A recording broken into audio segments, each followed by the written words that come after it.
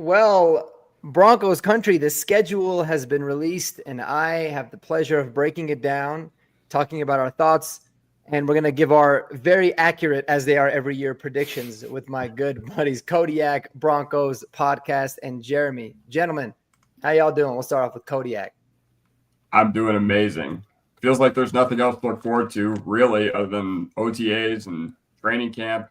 So, yeah, now that we know the dates of when things are going to happen, pretty special, even though we've known our opponents since early January. Now that we know that exact days and, people can plan their trips or whatever, people can plan and circle which games they want to go to. Pretty exciting. Yeah, That absolutely. it is. Yeah. How about you, Jeremy? Yeah, this is one of those days where you kind of feel like you already knew, and then when you actually see it laid out in front of you, you're like, oh, okay, now we can start thinking strategically about some stuff here. Yeah. But yeah, it's exciting. I'm glad they gave us the bad news up front with the Christmas night game and the London week 6. I kind of figured we'd probably have a bye right after that, but no, it actually wasn't as bad as I thought. So I'm actually pretty optimistic about it. Yeah, no, I thought the schedule makers were very kind to us after kind of screwing us a little bit over this year. We'll take a look at it and pull it up here and kind of break it down. But I mean, I guess before we start going game by game, is there any matchups or maybe stretches of the season that you feel like you like or you're scared of? Is there anything that stands out besides those two that you just mentioned with the London game and then the awful Christmas Day evening game? Yeah. So honestly, what sticks out to me, look after the London game. Look after the London game. You have the Giants at home. You have the Cowboys at home. You have Houston, which is not a far flight. You have the Raiders on Thursday Night Football. Then you have a mini bye week against the Kansas City Chiefs. And then you have an actual bye week. And guess what? You're not taking a long flight until week 13. So that's basically 7 weeks of just straight up chilling. So yeah. I know that it doesn't look great to start the year. Eagles, you can probably write that loss in Sharpie, to be completely honest. But everything else, I thought, yeah, it looks fantastic to me. I mean, KC Christmas night, not ideal, but, overall, I really, really like this schedule. I'd agree. Yeah, I feel the same way. And I was listening to Mace and Cecil, and they were talking about if you're going to look at it optimistically with the Christmas Eve or Christmas night game, we always have that. I think it's because we had that bad taste in our mouth the year that we had Russ, and it was Christmas Eve, and it was just the worst game ever, completely destroyed our playoff chances against the Patriots. But how nice of a Christmas gift would that be to snatch the AFC West after 9 freaking years from Kansas City? That would be so on the road too. That would be such a beautiful thing. So I'm optimistic about it. And, I think the schedule plays in pretty well. I like that we're not starting, they threw Bo into the fire last year, and it seems like they are doing that to some other rookie quarterbacks here. So, I'm glad that there's some reciprocation with that. But yeah, that would be a very, very nice Christmas gift if we could take care of business. It'd be amazing. And yeah, I feel bad for Cam Ward, man. That's crazy. He's got to go on the road to Denver against, what many people think has a chance to be the best defense in football is going to be pretty crazy. I think that area where, what Kodiak pointed out makes a lot of sense because after you go East Coast and then you go to London, 4 out of the next 5 weeks are at home, which is big, including a mini buy in there. So I think that they really hooked us up there big time. And that's going to be a nice little stretch of games that we really got to take advantage of for sure. And I mean, I guess, is there a game that you feel like is going to be the most exciting? Kodiak, if you look at this and you're like, oh man, aside from the obvious ones, right? Because the division games are always exciting, but you're just like, man, I feel like I'm going to be really pumped up. Or maybe you think it's going to have significant playoff implications. So if I look at this, like just looking up and down the list, like the one thing I can think of is Week 8 versus the Cowboys. And the reason I'm excited for that is because the Cowboys have not beat us in 30 years, despite many times where we've played them and they've had a superior team than we have. Think back to 4 years ago. We went into Dallas and we literally were up 30-0 with like 8 minutes left to go in the game. So I don't know, just the fact that the Cowboys are coming in here. Like I said it in my schedule release video, I would love nothing more than Bo Nix to let his nuts hang. 300 yards, 4 touchdowns, like just a signature statement on the Dallas Cowboys. That'd be amazing. Plus, I think we can cover their guys without like giving up too much. I think, Dak, I think the pass rush is going to affect him too much. I feel like the thunder from the fans is going to affect him too much. Plus, CD taken care of with Surtain. And now you have Jahdae Barron against George Pickens, which is going to be very, very intriguing to watch. Yep. Yeah. How about you, Jeremy? What stands out to you, bro?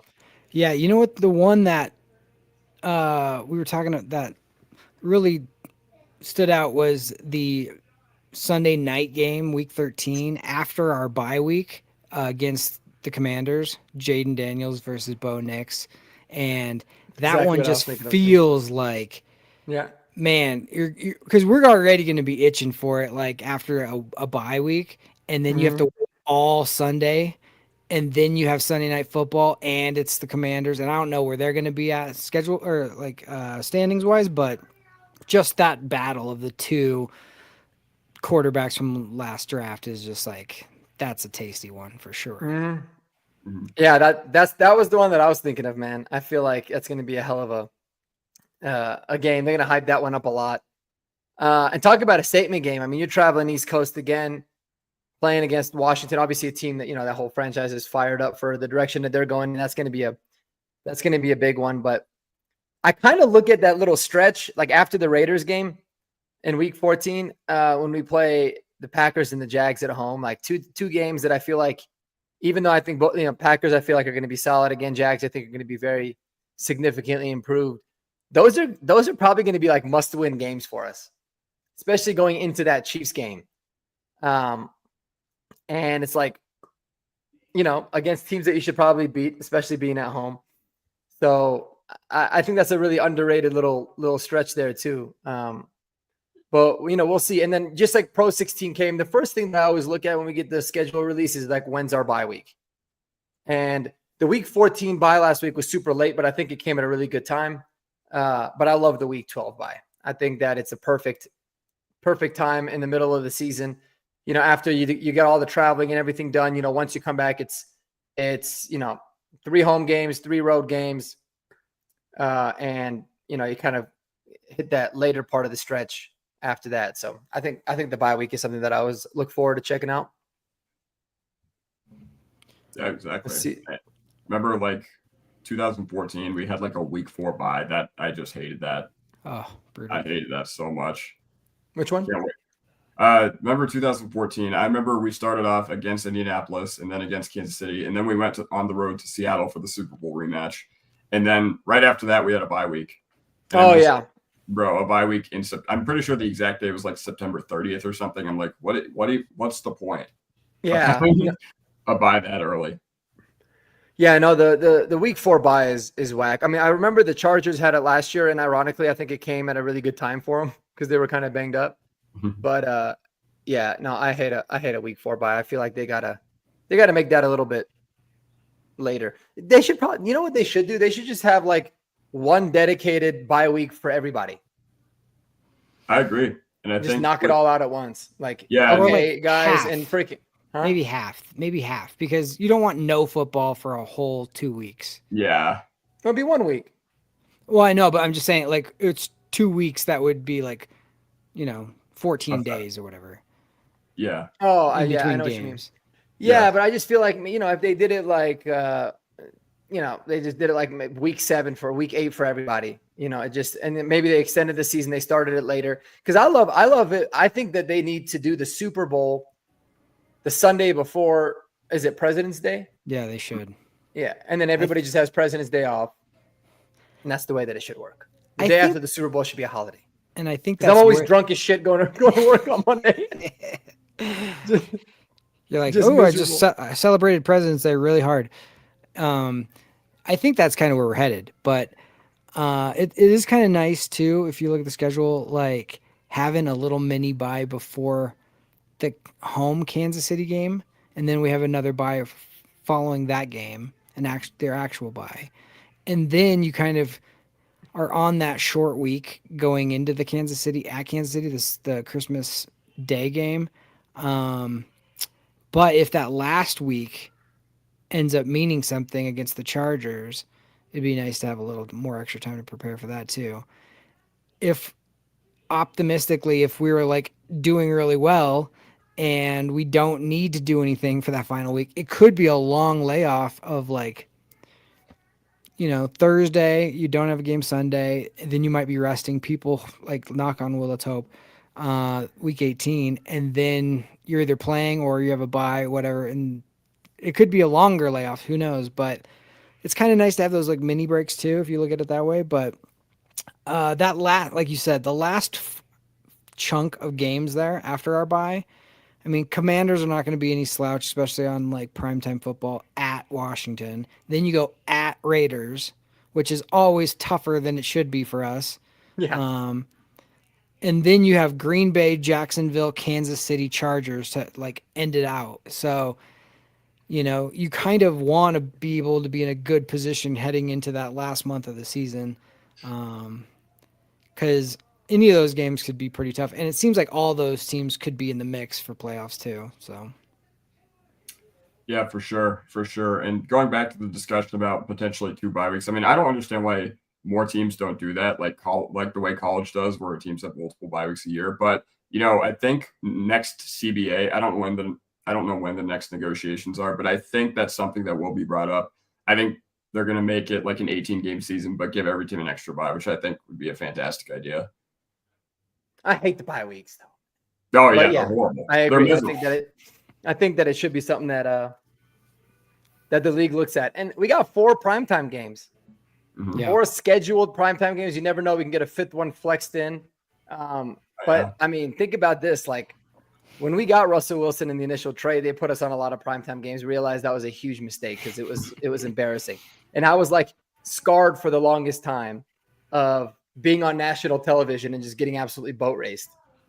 But that obviously everything changed. Once we got our Lord and Savior Bo Nix, everything flipped the script there. And yeah, now they're scheduling us 4 of them. I think that they're all really good. The Bengals Monday night game is going to be a great game. The Raiders Thursday night game is always going to be fun. The Sunday night game against the Commanders is going to be awesome. And then, I mean, Thursday night, Christmas Day against the Chiefs. It's on DT's birthday, man. I just thought about that. And maybe DT can be looking from above and help us out, steal the division on that game. That would be crazy. I will say Christmas Day at night is actually better than like Christmas Day at 2 p.m. Yeah. Because at least we could chill with everybody during the day. Yeah, and I get we got big ass families. My wife's family's huge. My family's big, so it will make it work out. But Home Alone. We're gonna be watching Broncos alone in the other room, probably. Yeah, 100%. Dude, that game you were referencing, Kodiak, the Christmas Eve game against the Patriots, and we lost. I was down in the basement of my parents' house. We had like all the family upstairs, and I was like, I don't want anybody coming downstairs because they'll like exo-communicate me from the family, dude. I was cussing up a storm, breaking shit. And then we ended up going to midnight mass that night. That was the best part. We were like, let's just go to church that night. And I'm sitting there just like praying for sanity, dude. It was so bad. I was just like, Lord, please just give me like, trying to be grateful for everything else, but I'm so mad. You had to go to confession for all the swear words you said 3 hours before. No shit. Dude, I was not in the right mind state to go. It might have been a little bit buzzed too, so that didn't help. I should not have gone to church, but oops. No, that's when you need it. That's when you need it. Yeah. Calm yourself down, dude. I was at my wife's cousins. They always have like Christmas Eve over at their house, and we do Christmas at like my family's, and we had the game on, And they're big Bronco fans too. But man, dude, I was so upset. It was like I was like, please, I was thinking to myself like, don't let this ruin the night. Just I have a little like I had a little girl. I'm like, it's Christmas. Just calm down. Like, but I was so freaking Oh, pissed. And Marvin Mims when he like took that kickoff and then fumbled it, and then that was dude, I was seeing red. I was just like, oh my oh my gosh, God, this is a dude. real test of wills right here. I know. It's like the Nuggets game last night. Devontae Parker, like just toasting PS2. I was literally like, dude, is someone playing a sick trick on me? You know what I thought though at the time? I literally had the feeling I was like, I don't know, because it felt like, when is that ever going to happen? Like the Marvin Mims play and all that other stuff. It was like, it felt like it was destined for that to happen for whatever reason. Like that just never would happen. So then Yeah. I always get the feeling of like, this is happening for a reason and I don't know what it is. And it sucks in the moment, but like this might lead to something that's positive. I don't know. And Did it ever? welcome to Bo Did it next. ever, brother? Yeah, Did it ever, man? Yeah, no doubt about that. I remember 2 weeks after that Christmas game, I was at the game in Las Vegas where the Raiders week 18, they beat us like 35-14 or whatever. And then I remember I was at the game, I was like, I really don't care, like, to be completely honest. And then I remember walking out of the stadium, texting my dad, like saying it was best long term for us to have lost this game. Yep. And look at it. And it was one pick difference. They were 13, we were 12. Mm-hmm. And we don't know. I've never heard any reports that they were going to pick Bo Nix, but I would not want to risk it. I bet Sean would have moved up if that was the case. He would have think. Yeah. But who knows? It was nice not have to give up extra capital and you could just get your guy at your pick. That was, all you had to deal with was the morons being like, he was overdrafted and he was a second round. He's like, shut up. We're gonna be hearing that about Pat Bryant until he lights the league on fire. Y'all just wait. Yeah. Oh, yeah. That's always how it goes. Yeah.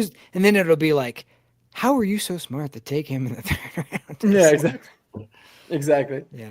Yeah, no, I mean, when they had announced that Russell Wilson was going to get benched, it was that moment where I full on was like, all right, like I'm on the Sean Payton bandwagon, because I was always a little bit, he wasn't like my first choice because I just didn't think he would be someone that would like stick around for a rebuild. I thought like it was basically he's putting all of his chips in the basket for Russ.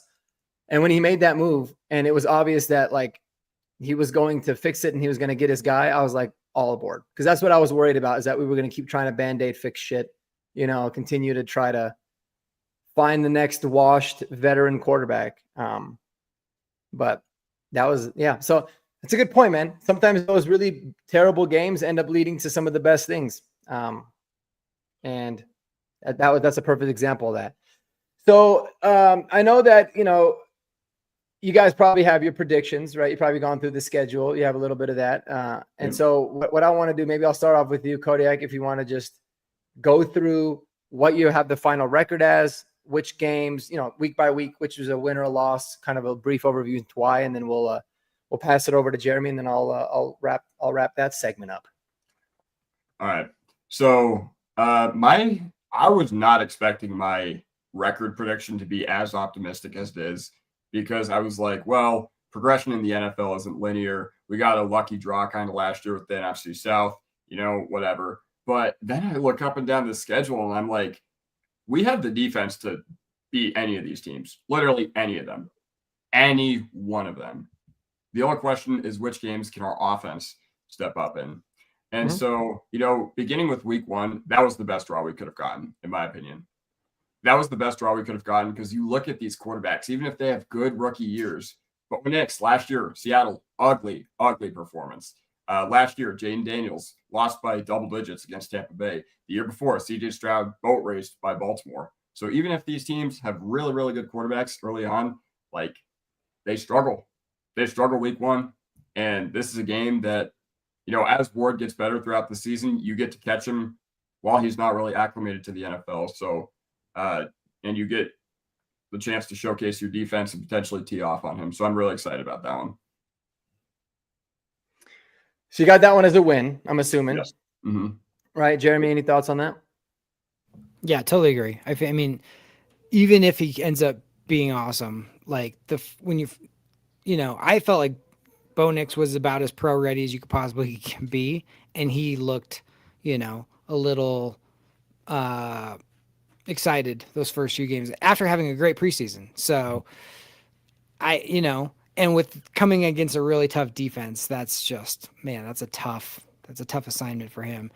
And Tennessee, they don't have like a great team to support him from day one. I think there's going to be a lot of moving parts and a lot of acclimation, as the season progresses for him. So yeah, I know I agree. I think getting him early and getting them that was the best time we could totally get him for sure. Yeah, no, I agree, and it's nice to have a little bit of a lay. I mean, I wouldn't call it a layup because nothing's really a layup, but in the beginning part of Sean's tenure with the Saints, he was like known to get off to really good starts, and then it kind of flipped where he would always get off to pretty slow starts, and that I think continued here in Denver. And I think it's important that we get off to a really quick start this year, and the schedule definitely helps with a week one against the Titans. I'm gonna do this first. I'm actually gonna pull it up on the website so that we can mark the W's and the L's and all the fun stuff that we usually do there. So let's just go and let's go. Let me do it that way. There you go. Look at that. All right. So we all got a nice little dub on the get you a nice little orange. There you go. Cool. All right. We got a win there. So we are now 1-0. All right, Kodiak, Indianapolis, man. How you feeling about that game? I'm feeling pretty solid about this one too. Like, first of all, it's not early; it's in the afternoon, so like, there's no like East Coast whatever. And second, like, it seems like whenever these two teams match up, just dumb stuff always happens. But last year, we did not play very well against them, and we still won by 18 points. Huge assist to Jonathan Taylor for dropping that ball. But whether it's Anthony Richardson, whether it's Daniel Jones, I don't really care. I think the result is still the same. Anthony Richardson, if he can complete over 50% of his passes against us, unlike this year, unlike last year, maybe we'll talk about it. But, we just got to come out ready, because I felt like last year in the Indianapolis game, we did not come out ready at all. Part of it was due to the fact that Bo Nix had that broken back or whatever, but he did not have a very good game against Indianapolis. So I'm looking forward to a revenge game from him. And once again, this is one where I feel like we should take care of business. Jonathan Taylor is the X factor here. Like, if you can't contain him, this could get out of hand. But I still expect us to be A, favored in this game, and B, to take it home. Mr. Jeremy. Yeah, I agree. I think it's the first road game. I think that we'll be, ready for that. It's early. I think we're still be hopefully healthy, and I just think our defense is better than their offense, and our quarterback is better than their quarterback, and that's basically what it usually always comes down to. I would appreciate Peyton Manning in a Broncos some sort of gear. That would be nice, just to like rub that in that he's a Bronco, not a Colt. But yeah, no, I see a win from there. Yeah, this is one of those, man. Every year when we play Indy, and we seem to struggle somehow, some way. Every time when we play them, I always look at it. I'm like, I don't know how that team can beat our team. They're not very good, and I know it's going to be the same thing next year, and it might be a little bit of a struggle. But I can't foresee a situation in where we lose, whether it's Anthony Richardson or Daniel Jones or whomever. I just don't think the Colts are very good. I think they're pretty well coached, and that's kind of what keeps them in it. But I just don't really think that they're that good of a team. So we got a dub. So far, we're all on the same page. This is a lot harder to write with a mouse than you would think. All right, so 2-0 after 2. And now the season really starts. This is kind of where you start to amp up really quickly, going to Los Angeles. Kodiak, what do you have on this one? It pains me to say this, but they just match up so well against us. Our thing is having a secondary. And even if we do shut down Ladd McConkey and shut down Trey Harris, who they just, drafted in the second round or whatever, what did we struggle against last year? We struggled against teams who were big and could run the football. And last year, if we couldn't tackle Hassan Haskins, if we couldn't tackle Gus Edwards, do you think it's going to get much easier against Omarion Hampton and Najee Harris? Like that's just where I'm at. That's just where I'm at with that. I hope I'm wrong, but I don't expect us to win this game. Yeah. Yeah. I mean, I agree. I'd probably split with the Chargers. We lost both last year. I don't think we'll lose both this year. You know, even though LA sometimes is a nice little home game for us as well. We kind of have 2 home games against the Chargers. I have a family in Ventura, California, who always travel down for that game, and they always are like, yeah, it's like 65% Broncos fans there. So, it's going to be that's a tough one. If I'm going to split them, I'll go with them winning their home game and us winning our home game later. The one thing I will say about tackling is we didn't address the defensive line as far as having drafting like a Kenneth Grant or somebody huge like that, but Singleton should be back. Greenlaw should be back, or Greenlaw should be in there. That should help a ton compared to Stranad and Cody Barton. Those two right there. And then Hufanga, he makes so many tackle for losses if he's in his bag doing it at that point. You know what I mean? Like, I just think like it's going to be a tough game. I'll say it's going to be a close one and it's going to be a loss, but that one wouldn't surprise me if we won that game either. You know, that's pretty 50-50 for me. Yeah. And I mean, as usual, you know, it looks like we have back-to-back road games, but this is usually a home one for us. Mm-hmm. It's going to be tough, man. Just like Kodiak said, I think that it's one of those where they match up hard against us. I think we built this offseason to try to be better against teams like the Chiefs, especially teams like the Chargers too, that'll just kind of bully you. And I think we did enough, to be honest with you, to do that. I feel like Sean Payton's got a massive chip on his shoulder because people are saying he can't be Jim Harbaugh. I think we're going to sell out to stop the run and force them to try to beat us with Trey Harris and Ladd McConkey with the new secondary that we got. I don't think they're going to be able to do it. I do have us winning this game and starting the season 3-0. And I think we might return the favor and sweep the Chargers this year, but I feel like we're probably going to split, but I like us taking the early season game from them, especially because they start off a little bit slow this year. So I got them at a win, and excuse the terrible handwriting because this is difficult. I got them at 3-0. You guys got them at 2-1 going into the week 4 game. Week 4, Monday Night Football. This one's going to be a special one, man. Mm-hmm. I already know. Everybody in that building is sick. Even though we made it to the playoffs, ultimately, I know everybody is sick after the Marvin Mims miracle that we couldn't capitalize last year. And we couldn't capitalize and beat the Bengals for a number of reasons. You know, our punting game completely limp in overtime literally cost us multiple valuable yards of field position right there. But also our offense let us down in overtime as well. And I think the equalizer here is Riley Moss. You're going to have him ideally fully healthy for this game, unlike the last one. And Jade Barron, where can you deploy him? Where can you cause a matchup nightmare? Because I was watching the tape back from that game actually today while I was bored. And all I noticed over the middle of the field, PJ Locke, Cody Barton, Justin Strnad, the main culprits, just getting absolutely cooked.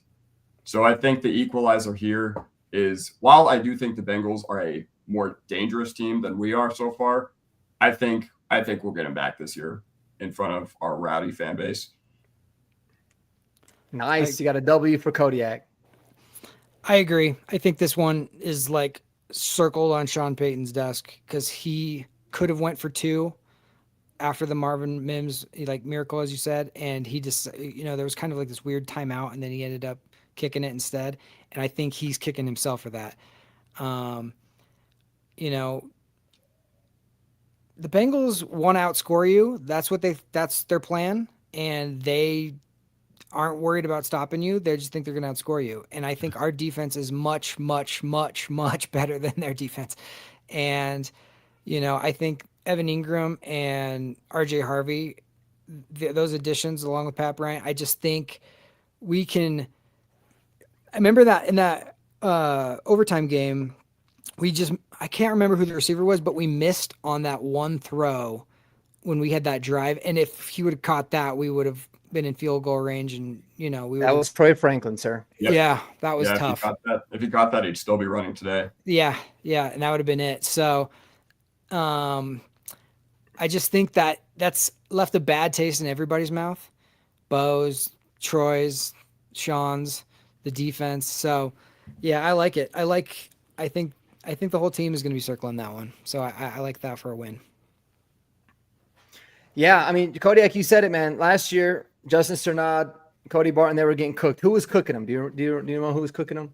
Mike Gesicki had like over 100 yards that game, and guess what? T. Higgins also went over 150. Jamar Chase also had over 100, but only 32 of those came when he was covered by PS2.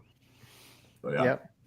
Yoshi Voss actually had a long touchdown that was called back because of an illegal shift too. Mm-hmm. So that once again goes into the middle of the field thing. Mm-hmm. Yep. Absolutely. So this game, this is the one where I feel like people are going to realize just how important the Jahdae Barron pick was. Because depending on where, what he ends up showing in camp and where they end up playing him, he can be the guy that shuts down a Mike Gesicki type of a player across the middle. You don't have to deploy a linebacker to be able to do that. And there'll be a couple other games where we talk about like what kind of versatility he brings. But he's a perfect match for this. If he's better as an outside corner, then you can have Riley Moss play somebody like Mike Gesicki as well, because he's got a little bit more size. But that flexibility is huge. And then on the back end, taking it over the top, Hufanga being there, Brandon Jones. Dude, our defense is so nice just talking about it. Oh, my God. For all the same reasons that you guys said, I got us winning this one, and I got us off to a 4-0 start. This place would be going crazy after a 4-0 start. The hype would be heading into Philly. Wild. Oh. And at that point, like Philly might be 4-0. Let's assume we're 4-0. They might move this game. They might flex it into Sunday night, or at least one of those. I expect it to be maybe one of those like 4:00 kickoff Eastern games. So like semi, primetime game. But anyways, going into Philly, how y'all feeling? Not good at all. Here's why.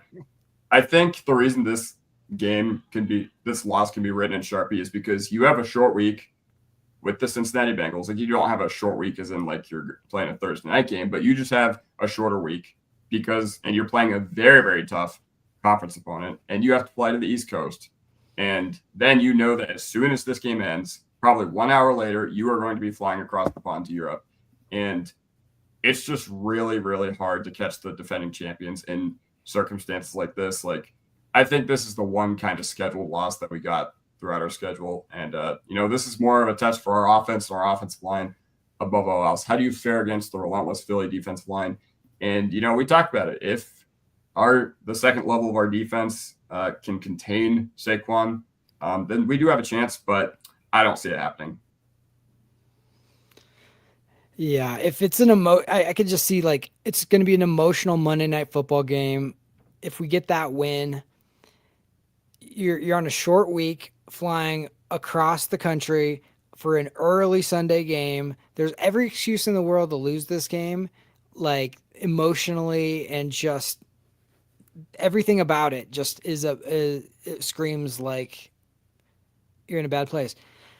I'm going to put this as a loss just because of all those reasons, but I will say sometimes Sean loves these type of games. He loves to motivate the team for these type of games. He wants to say, nobody thinks you're going to win this game.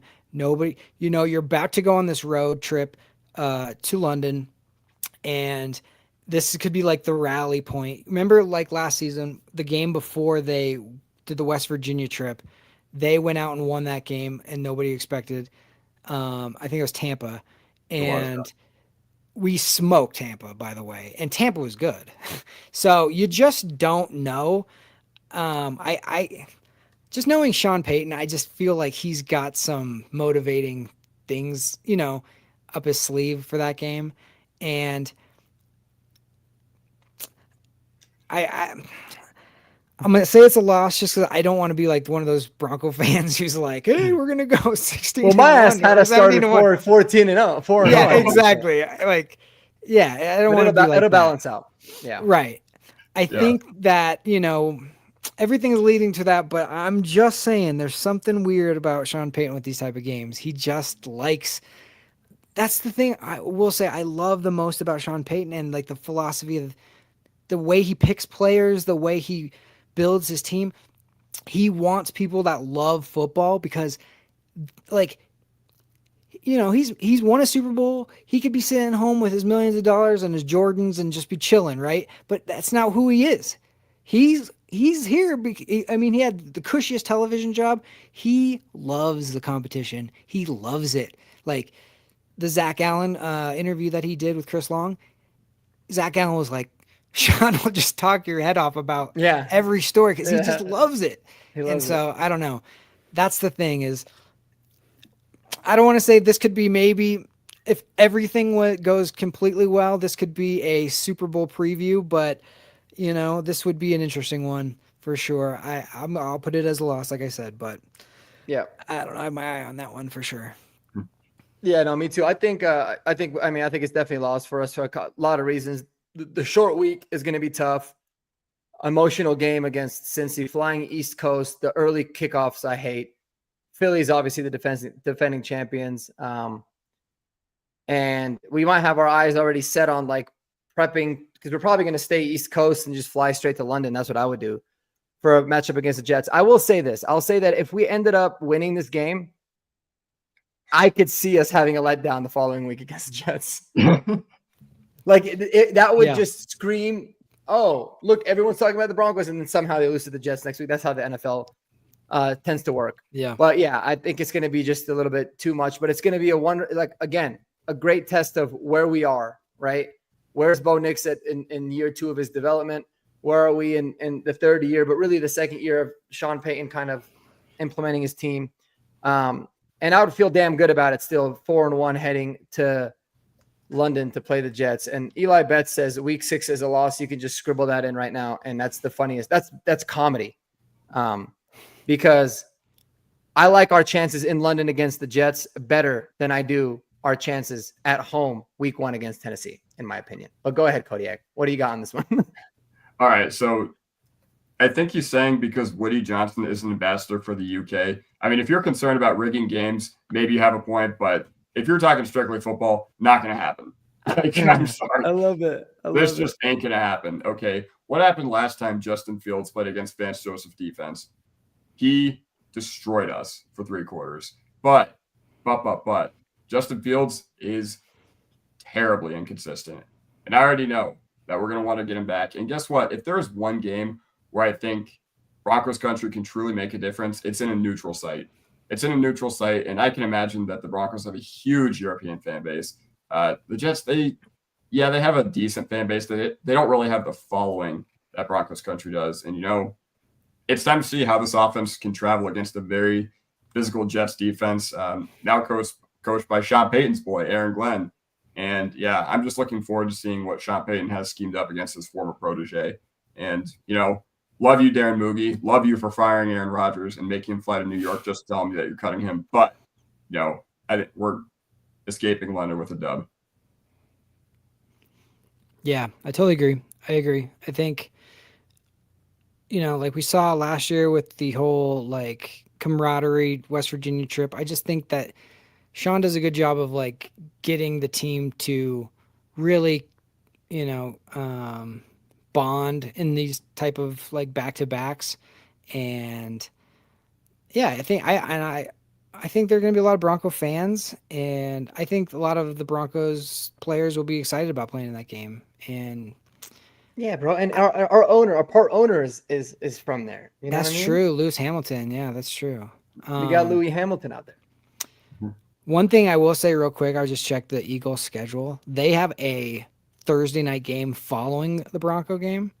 So if they start peaking a little early, it's against the Giants, but if they start peaking a little bit early, like that's another thing. And they have Tampa before us, so you never know.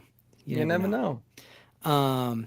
Yeah, I like that. I mean, I think the Jets are going to be better, but to say that they're going to get their crap together and be on the road and get everything right and all that, and beat us, it's going to be tough.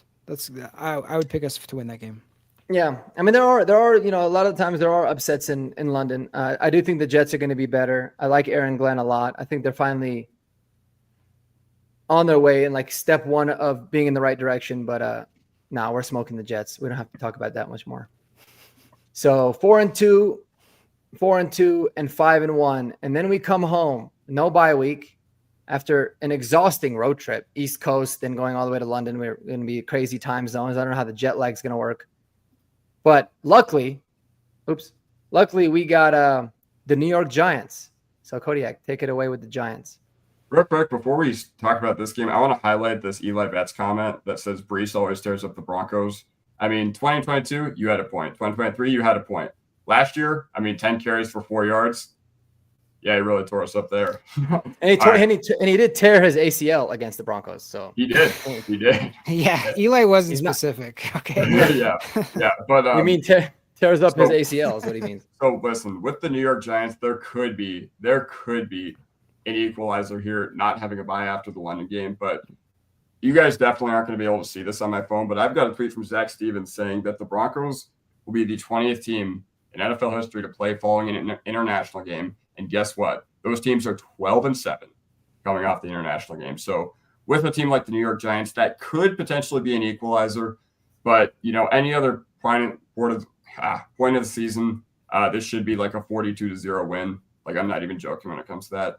But the Giants defensive line, not to be messed with at all.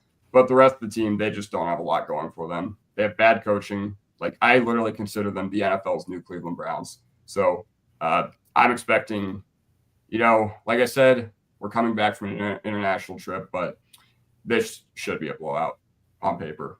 Is this going to be a Russ return? Oof.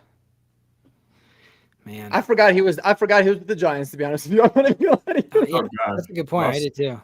Russ, Jameis, Dart. Who's it going to be? Yeah. So you got us with a W, you said, right? Oh, yes. Like I said, any other point of this year, 42-0 win, but I'd be a little generous and say we win by only 2 scores since we're coming from London. I like it. You'll be a little tired. Yeah, it's hard to pick the Giants here. It's just that doesn't make any sort of sense unless it's one of those trap weird games that you are tired and you haven't seen your family and all that kind of stuff. But I'll pick a win, and I'll say maybe it's a little closer than we all expect it to be, but I just can't imagine. Especially if Russ is playing, like, there's going to be a lot of motivated people in that building to show him what's up. So, yeah, I'm going to pick a win for that one. Yeah, me too. I think it's going to be a little bit scrappier and uglier than we anticipate, but I do got us getting a win, and I do have a starting 6-1 in the season going. Staying at home be a great start for the year. Staying at home. Dallas Cowboys. Kodiak, you talked about this a little bit, but give us your full breakdown about this one. The last time they beat us anywhere, I was 3 years old. I was 2 years old, actually. Mm-hmm. It's been 30 Like years. I said, Kodiak, we just have the number. And once again, I just want to see Bo Nix and Sean Payton drop their nuts on this Dallas defense. What did we do last year to all the NFC opponents that came in here with a lot to prove? Atlanta, they were, let's not forget, like 6-3 or 6-4 when they came into our house. 38-6 final score. And, one guy who I really want to see go nuts is Marvin Mims because he grew up a Cowboy fan. And like I said, Dak, I will say, disrespected quarterback. I've always thought he was great. Like, to be completely honest, I thought what he's provided has been a really, really high level of play throughout the regular season. You can say whatever you want about the playoffs, and it's not invalid. But, the Cowboys, their core just doesn't have the mental fortitude to show up in big games. Like Dak, CD, Pickens, they all go awry when it's time to actually make something happen. And to play against a defense as tough as ours, like I said, Surtain had his problems with Pickens last year. Let's not forget that. But, when you add Jahdae Barron into the mix, you add Moss into the mix, you can finally, let Patrick Surtain cover CD Lamb. And to be completely honest, I think our defense is just going to smother them. And, that'd be awesome because then the big story, you already know this is going to be one of the highest watch games of the year because it involves the Cowboys. And I would love nothing more than for everybody on national talk shows the next day to be like, wow, what happened? What happened? They just got crushed like we did 8 years ago. I love it. Yeah. I love it. Let your nuts hang, Sean. Let them hang, brother. Jeremy, what you got here? Yeah, it's a home game. Like you said, it's Dallas, so everybody's going to be up for that one.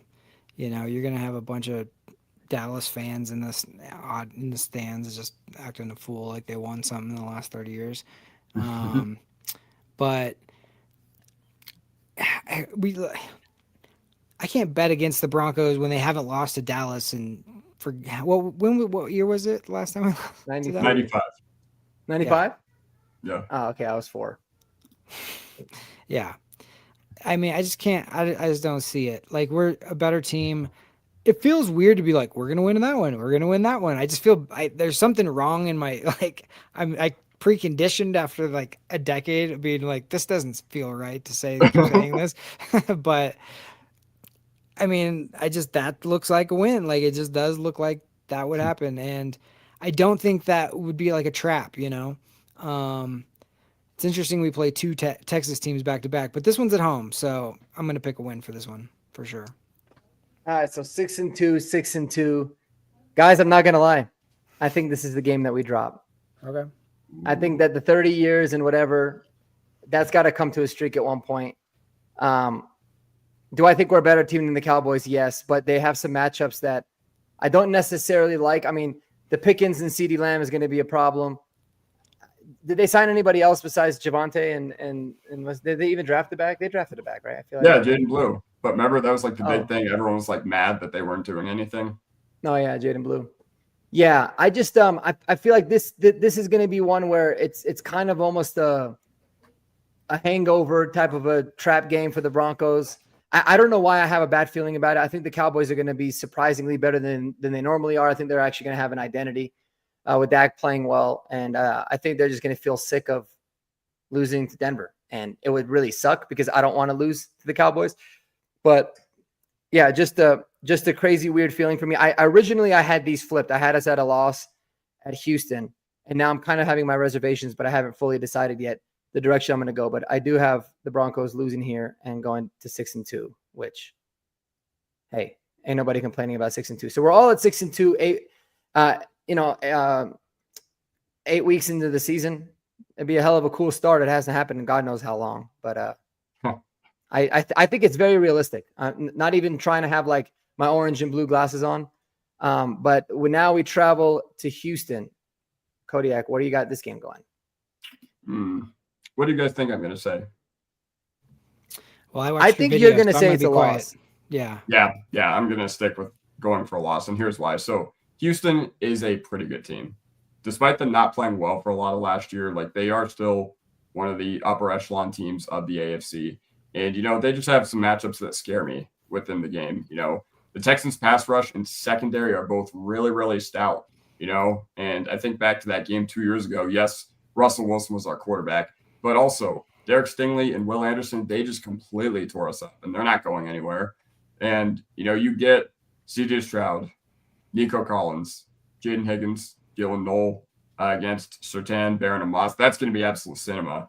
And I can't wait to see that. But Houston's defense is just so tough. Like D'Amico Ryans is a great defensive mind. And, the Texans, they had a better EPA per pass play than we did on the defensive side of the ball last year. So, if there's one thing where I'm just like, all right, the fact that we don't really have a lot of proven high-end weapons yet, it just leads me to believe that I just don't think we can come away with this one.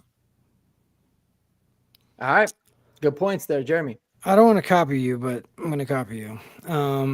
It's going to be a tough one. The 11 o'clock games suck. We all hate them. And it's just it's their defense. Well, we probably wouldn't have faced a tough defense as the Texans in a month or whatever it's been, since the Eagle game. So I think it might just be a little like shocking. And I think it's going to be close. It's going to be a good game, I think. But CJ Stroud and that defense, they're really good. They're at home. I don't know what their schedule is. And this is one game where we might be peeking forward a little bit because we got the short week coming up against the Raiders. So it just doesn't feel like I'm like looking for like it's so refreshing to be looking for the losses instead of wins. You know what I mean? So I'm gonna say that's a loss.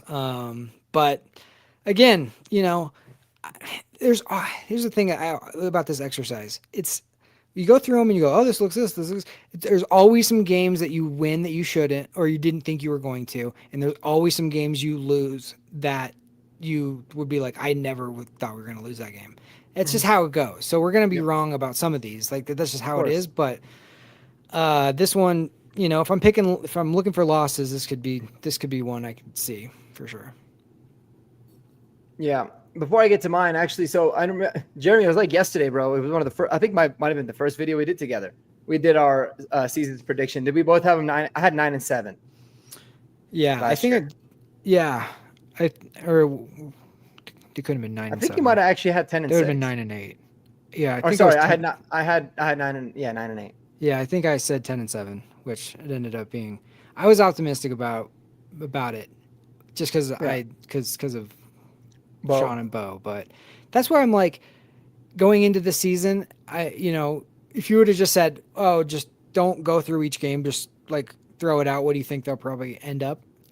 Like, it's easy to be like, oh, 10 and 7 feels probably right, or 11 and 6 or whatever, but we've improved on both the offense and the defense, feels like pretty significantly. Now, of course, it always comes down to injuries. That's always what it always comes down to, but you have a full another year in the system, and there's just players that I think people are like totally forgetting about, the Jonah Ellises and the Vele's and the Franklins that are going to be much better in year 2. They should be much better. Yeah. And so I just can't see us ending the same, at 10 and 7. So yeah, I'm going to be obviously higher than that, but this Texans game looks tough. I'll say that. Kodiak, what was your prediction last year? I think on my NFL channel I said 7 and 10. 7 and 10. Nice. The reason I said that was because I did buy into the, we don't have any talent sort of thing, but I was really high on Sean Payton as our coach. Yeah. Never been more happy to be proven wrong. Yeah. No, me too. And I guess I put that for context because well, first of all, I like to be like, oh, how close were we? But also I don't want it to be like perceived that we're always looking at these through biased lenses. I think that we're just always as honest as we possibly can. I originally had this game as a loss, but I do think we're going to beat the Texans, and I think that Bronco for Life said it perfectly. Their O-line has the potential to be a nightmare. If it's as bad as I think it's going to be, even though they tried to address it, our pass rush is just going to be way too much for CJ Stroud, man, and then our secondary is so nice. Their defense is good. It's going to be a low-scoring game, but I like our odds in this one quite a bit. And yeah, I just, like I said, I think for that reason alone, just the fact that I feel like we're going to be able to force some turnovers, we're going to really be able to limit them offensively. I like the way that we match up across the board with their defense. I really liked what they did in the draft though, man. I thought Houston knocked out of the park with the two Iowa State receivers, and Higgins and Jalen Noel. And yeah, they just need a couple more pieces. I think they're going to be a pretty good team. The run game doesn't overly scare me with Joe Mixon, and I feel like we can make plays. It's going to be a big bowl game, but I got them. I got the Broncos winning here and going 7-2 into the short week. Oops. Wow. Against the Raiders at home on Thursday night. Man, I would love that. Yeah. What you got, Kodiak, on this one? Well, Gino and Pete Carroll do raise the floor of this team, but we're just better. Like, that's all I can say. Do not underestimate Brock Bowers and Ashton Jetty. Do not underestimate them a little bit because we saw what Bowers did last year. He broke the rookie reception record from the tight end position. The fact that he's only going to get better is scary to think about. Now, obviously, we know what Ashton Jetty is capable of. But here's the thing. Raiders' offensive line, terrible at run blocking last year. I know that they fired pretty much everybody in their coaching staff, but, I don't think they did a whole lot personnel-wise to improve upon the fact that they had literally probably one of the worst run blocking offensive lines like ever. And they're just not to where we are yet. Like, their offensive line sucks. Geno Smith, yes, he has shown up against us. He has shown up against us the past 2 times we played him, but I don't know. I just still don't see it happening, especially in Denver. Max Crosby, he also always seems to go off against us, and containing him will be important. But as long as we can do that, we're going to get the dub here. Yeah. The Raiders are on a short week. They're going on the road to play us at home. I want this game to be the RJ Harvey was a better pick than Ashton Genty game. That's what I want. I really want him to take it personally. Just even in the rookie minicamp that he had, he put a move on Jody Barron where he was just like, I wanted, he's the first round pick, I'm the second round pick, but I'm gonna like let him know about it. And that's the kind of mentality that is why we drafted this guy. Like I just think he's gonna take this game and circle it and go, oh, okay, everybody wants to talk about Ashton Genty, but I got something for you. So that's what I want this game to be. I think we're a better team. Again, we always struggle with the Raiders. It's a division game. It's always going to be tough, especially like a short week. But at home, I just think we got this one. And what's up, Mike? Good yeah, man. Guys, go. If you're not already subscribed, go check out Mic'd Up Live, man. He's got awesome stuff. Wonderful channel to follow for all you Bronco fans. He's got trivia. He brings on some of the best best Broncos analysts in the Denver market. So go check him out. Show him some love. He's doing some awesome things, Mike. Appreciate the love, man, and thanks for catching us on the live. As it comes to this game, yeah, I agree. I mean, them coming on in a short week is a big advantage for us, for sure. The Raiders will always kind of freak me out because I feel like we always kind of, we don't always play very well against them, even when they're not good. I think they're going to be vastly improved. But what I was talking about earlier about, the Jahdae Barron pick being so big, it's the biggest. It's probably going to show the most against the Raiders because this is going to allow, they got Jacoby Myers and they got Jack Betch now as their receivers on the outside. And they've got Brock Bowers. Obviously, he's an unbelievable weapon. The second time we played the Raiders last year, we started to match up Pat Surtain a lot more. Now we have the freedom to just mix and match as we please. We feel confident that Riley Moss and Jahdae Barron can cover those two receivers on the outside in Myers and Jack Betch. And I think you can really limit what Brock Bowers can do in the air by putting Pat Surtain on him, or maybe even Jahdae Barron. It's just I like that flexibility there a lot. And, yeah, I think this is a big RJ Harvey wants to kind of prove his point type of game against Ashton Genty. We're just going to play the run, try to get after Geno, who always seems like he's freaking Superman against us. But I got it as a dub here, going to 8-2. Now we got the short week, and we got Kansas City at home. We got the little mini bye, and then we got Kansas City at home. Kodiak, what are your thoughts here? Well, we know our defense will show up. They always do against Kansas City. But guess what? Our offense and our special teams, it's usually what lets us down. But you know what? I'm not concerned about that anymore. The reason I'm not worried about that is because, special teams is well taken care of. Like, it's been good minus the monumental gaffes, but Darren Rizzi's not going to let that happen again. But offensively, we're going to be able to keep up with them. And the reason I say we're going to be able to keep up with them is because we had virtually so many issues that were very visible to the naked eye last year when we did play against Kansas City in Arrowhead the first game. And guess what? We should have won. We still should have won. So offensively, KC has also just taken so many steps back that I think our defense just gets it done against them at home. And, the fact that KC has tried to improve their offensive line, they probably have, but I still will take our chances with our D-line, especially because, they have a rookie. What else? They lost Joe Tooney. So, yeah. And we saw in our first matchup, we were kind of getting after Mahomes. So, yeah, I just think we match up with them really well. We play them defensively really well. I think this is the year that our offense really steps up and we can beat Kansas City. We beat them clean, middle of the year. I love it, man. I love it. 8-3 and beating the Chiefs at home. Yeah, I think that little mini bye will serve us well because we got another bye afterwards, and Sean can just pour everything into it. And depending on where the other team standings are in the AFC West, it could be still a very, very important game. And even if we're having a really good year, like we're, predicting, but at home, that atmosphere, I just feel like we owe them. We spanked them hard, but it never felt like that satisfying win because we were playing their backups on that last game of the year. And we owe them for the blocked field goal game against the starters.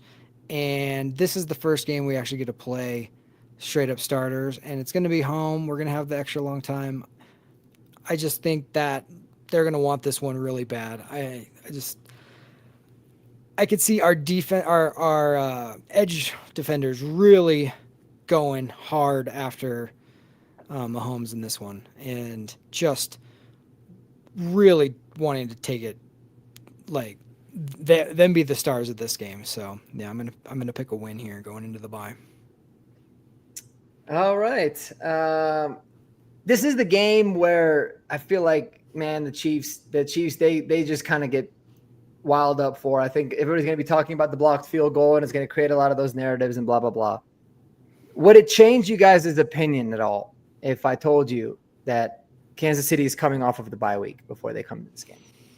No, because we have the mini bye, and we have home field advantage. I love it. But one thing I do know is that Andy Reid does not lose a lot coming off of bye weeks. I think Kansas City is going to beat us here at home.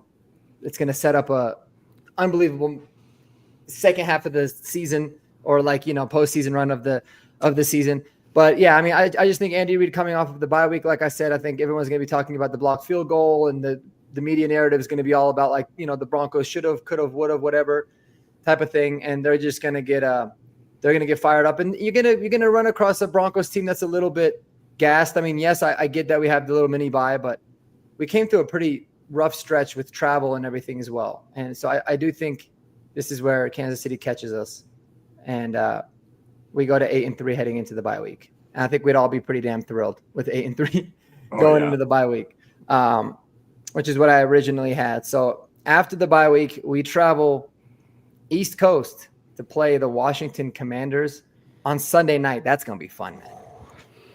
That is going to be a fun one. So Kodiak, break this game down, man.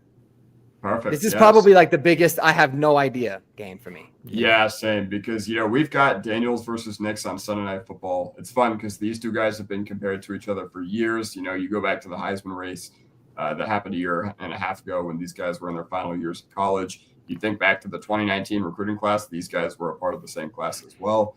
And it's going to be fun watching them go head to head. This is one where I think our offense will show up and they will ball out.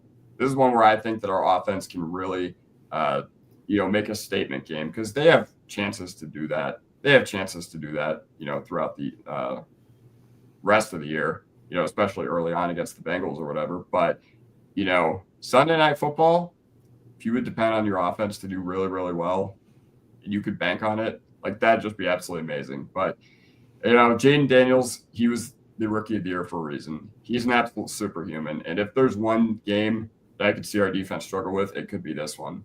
The no-fly zone wasn't perfect. No-fly zone got absolutely torched by Big Ben at the end of 2015, yeah.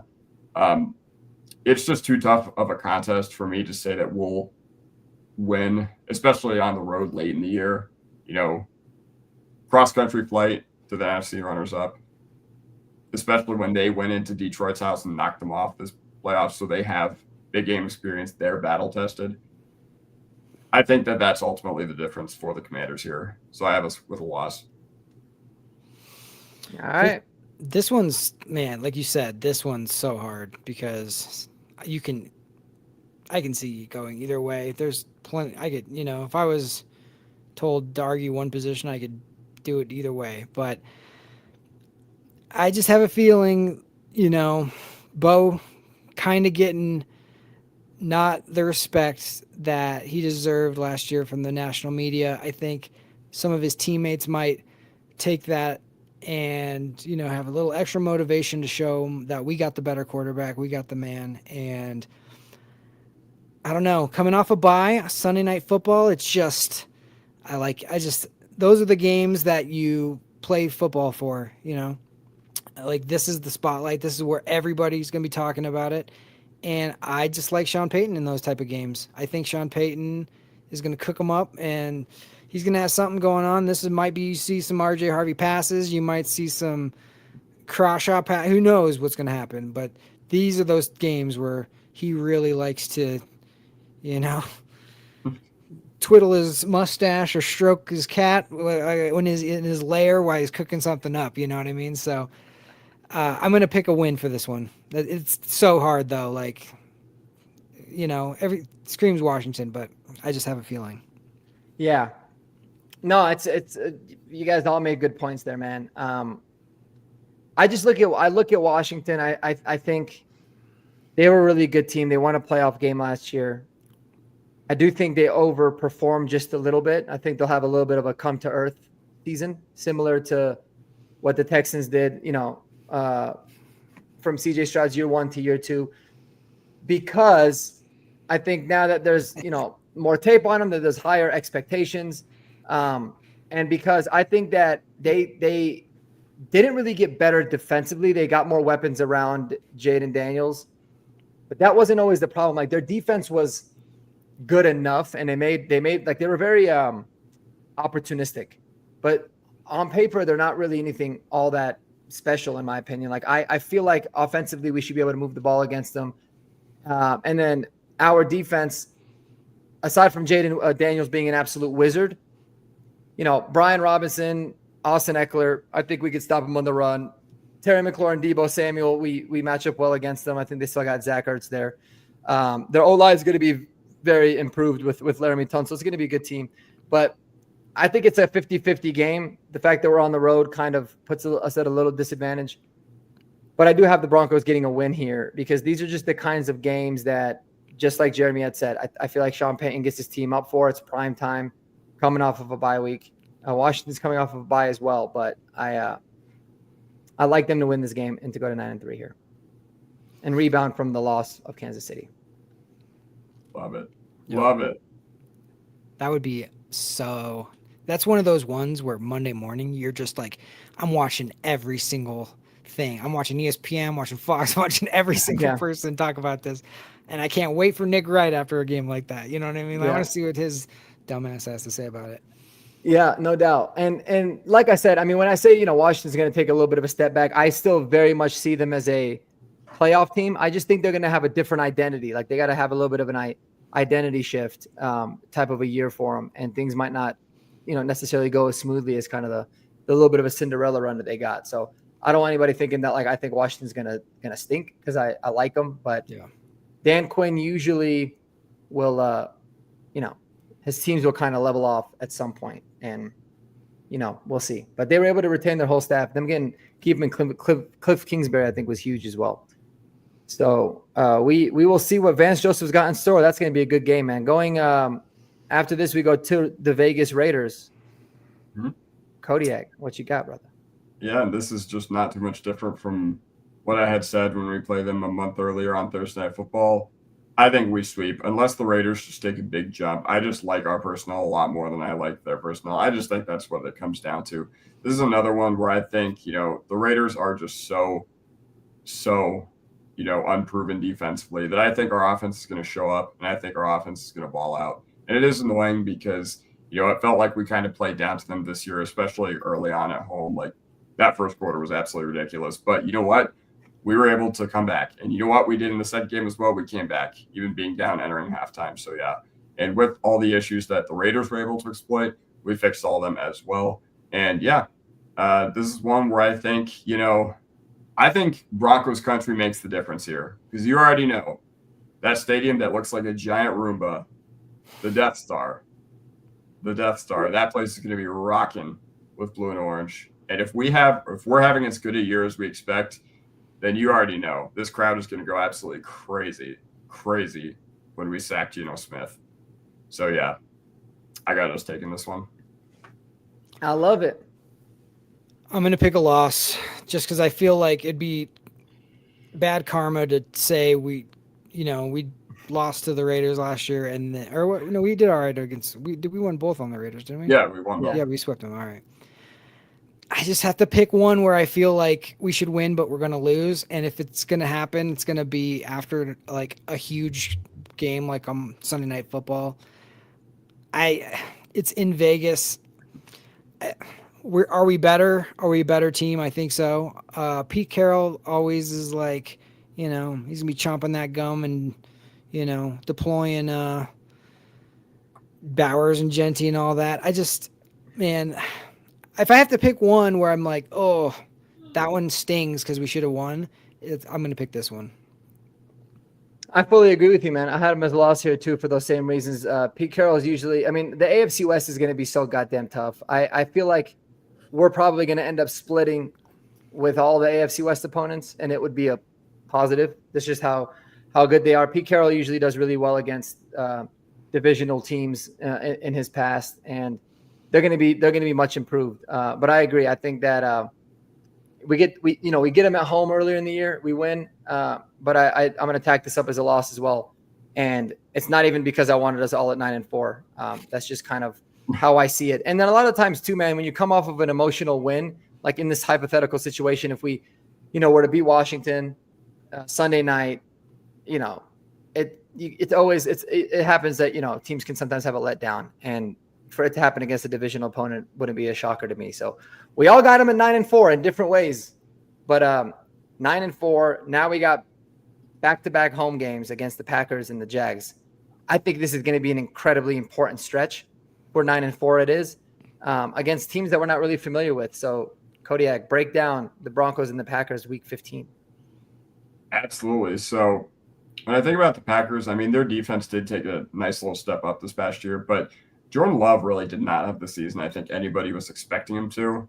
There were a number of reasons. First of all, I know the year before in 2023, when they really had that breakout, it was because they were relying on the backs of, that deep receiver room, like Wicks, Reed, Melton even in there a couple times, Tucker Kraft, Christian Watson. So they had a bunch of dudes that could always do something, but they were always lacking that number one receiver. But this is one where I'd like to see us play a grind clock game, and I'd like to force Green Bay into making some mistakes. The reason I want us to kind of grind the clock here is because I don't want Josh Jacobs to get any chances to be like, oh, I'm playing the Broncos. Oh, yeah, I remember this. And then just doing what he did to us for so many years. Yeah. But, this is our revenge game versus Josh Jacobs, and I think we're going to be up for the task.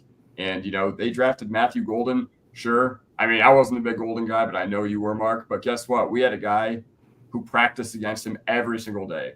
So that's our X factor here. That's our equalizer here. I love that.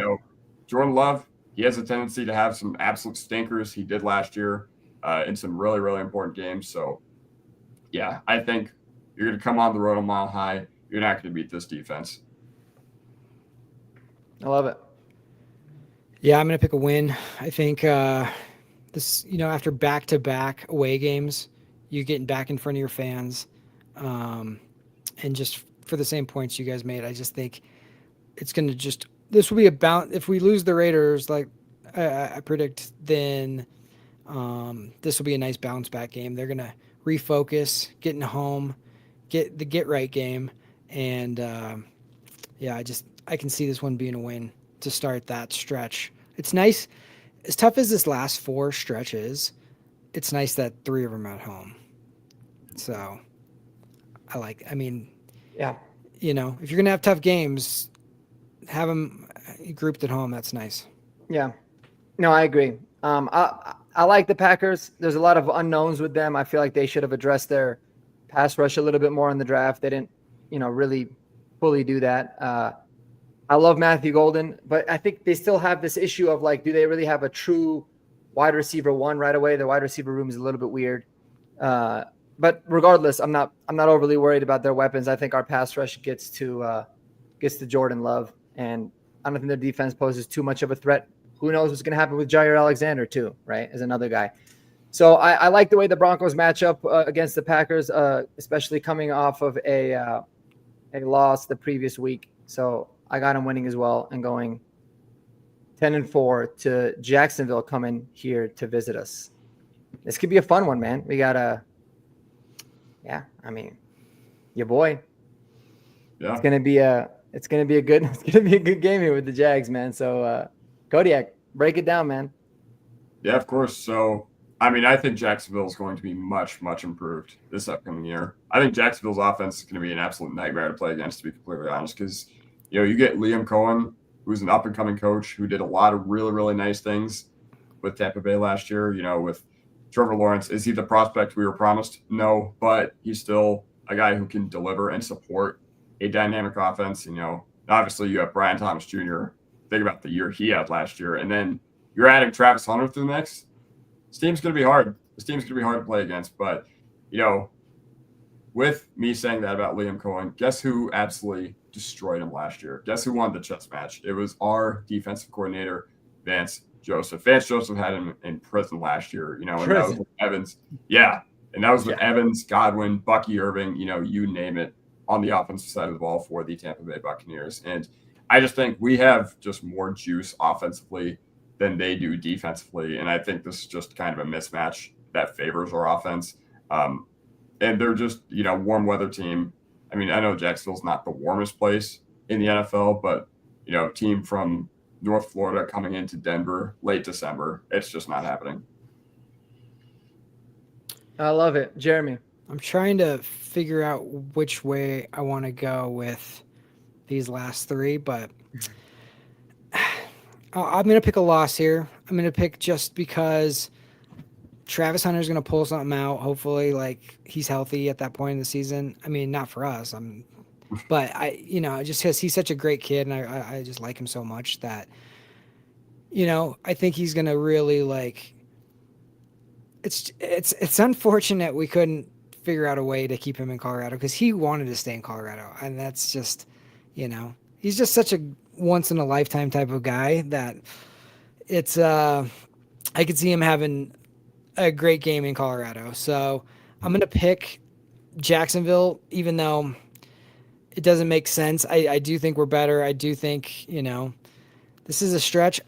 I think we could be peeking a little forward to the Kansas City game. That's going to be coming on a short week, and maybe we take our eye off the ball a little bit. Christmas coming up, and everybody's at home for the second week in a row. And sometimes last year, we played better on the road to start it off than we did at home, just because there's a lot more distractions with young guys. And when you're on the road and there's nothing else to do but focus on football, sometimes you play better. And that time of the year, right before Christmas, being home for 20 days in a row, I don't know. I'm going to pick Jacksonville on that one.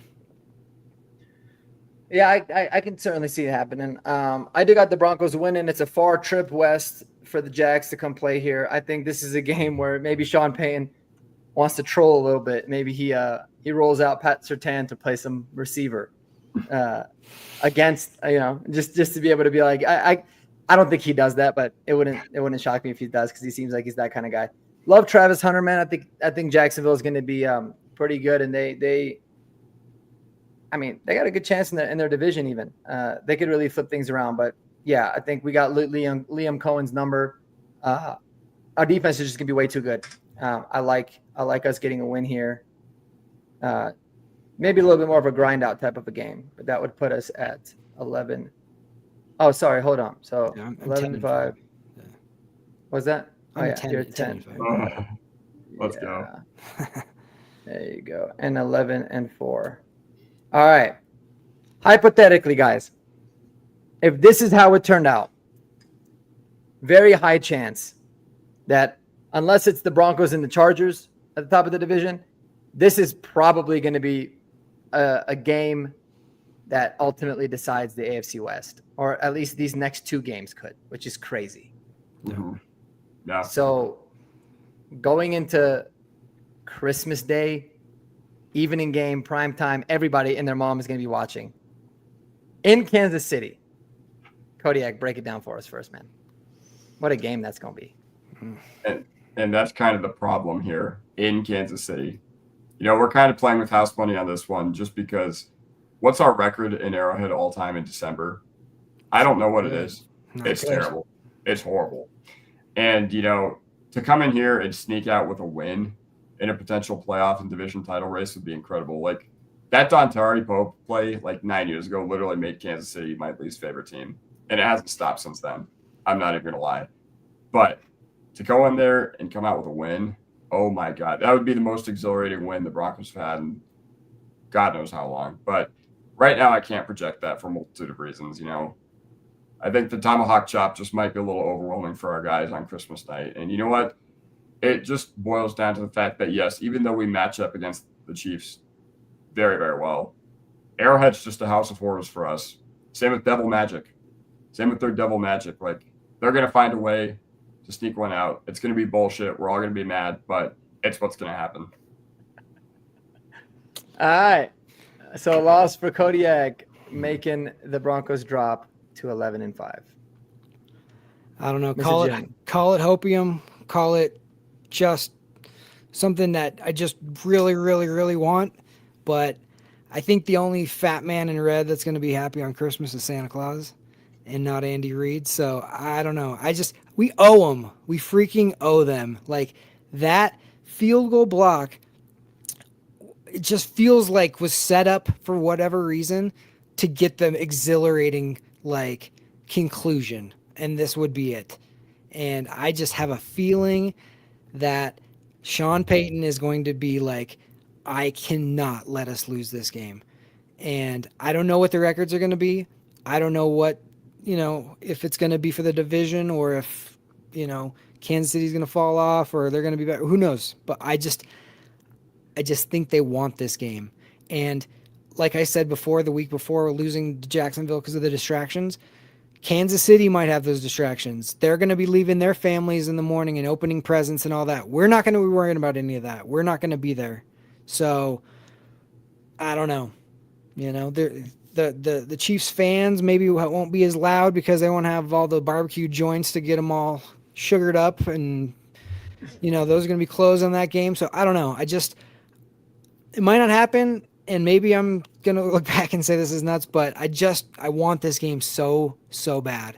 I'm going to pick a win. Sean Payton, man, I mean, he ended the playoff. He ended the streak of us not having a winning season. He ended the streak of us not beating the Chiefs. He ended the streak of us not going to the playoffs. He is a streak ender. I picked them to lose the first game at home against the Chiefs, specifically because I think this is the game that we will ultimately win. And I'm not crazy enough to pick us sweeping the Chiefs. It would be amazing. Could I see it happening? Sure. But I'm not ready to pick that yet.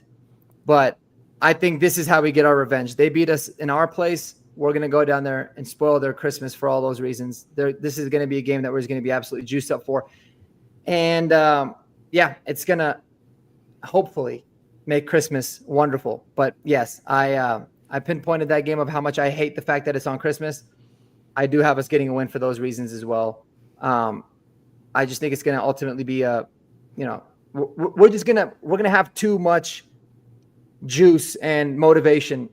If it plays out just like this and we had lost to them previously and the division's on the line and all that kind of stuff, the division on the line might actually work to their benefit a little bit more. But regardless, I think the only fat man that's going to be happy as well is going to be Santa Claus. I think Andy Reid's going to be upset over this one, which brings us to the Chargers. Bolt Casa, shout out to you, man. We both hate Kansas City.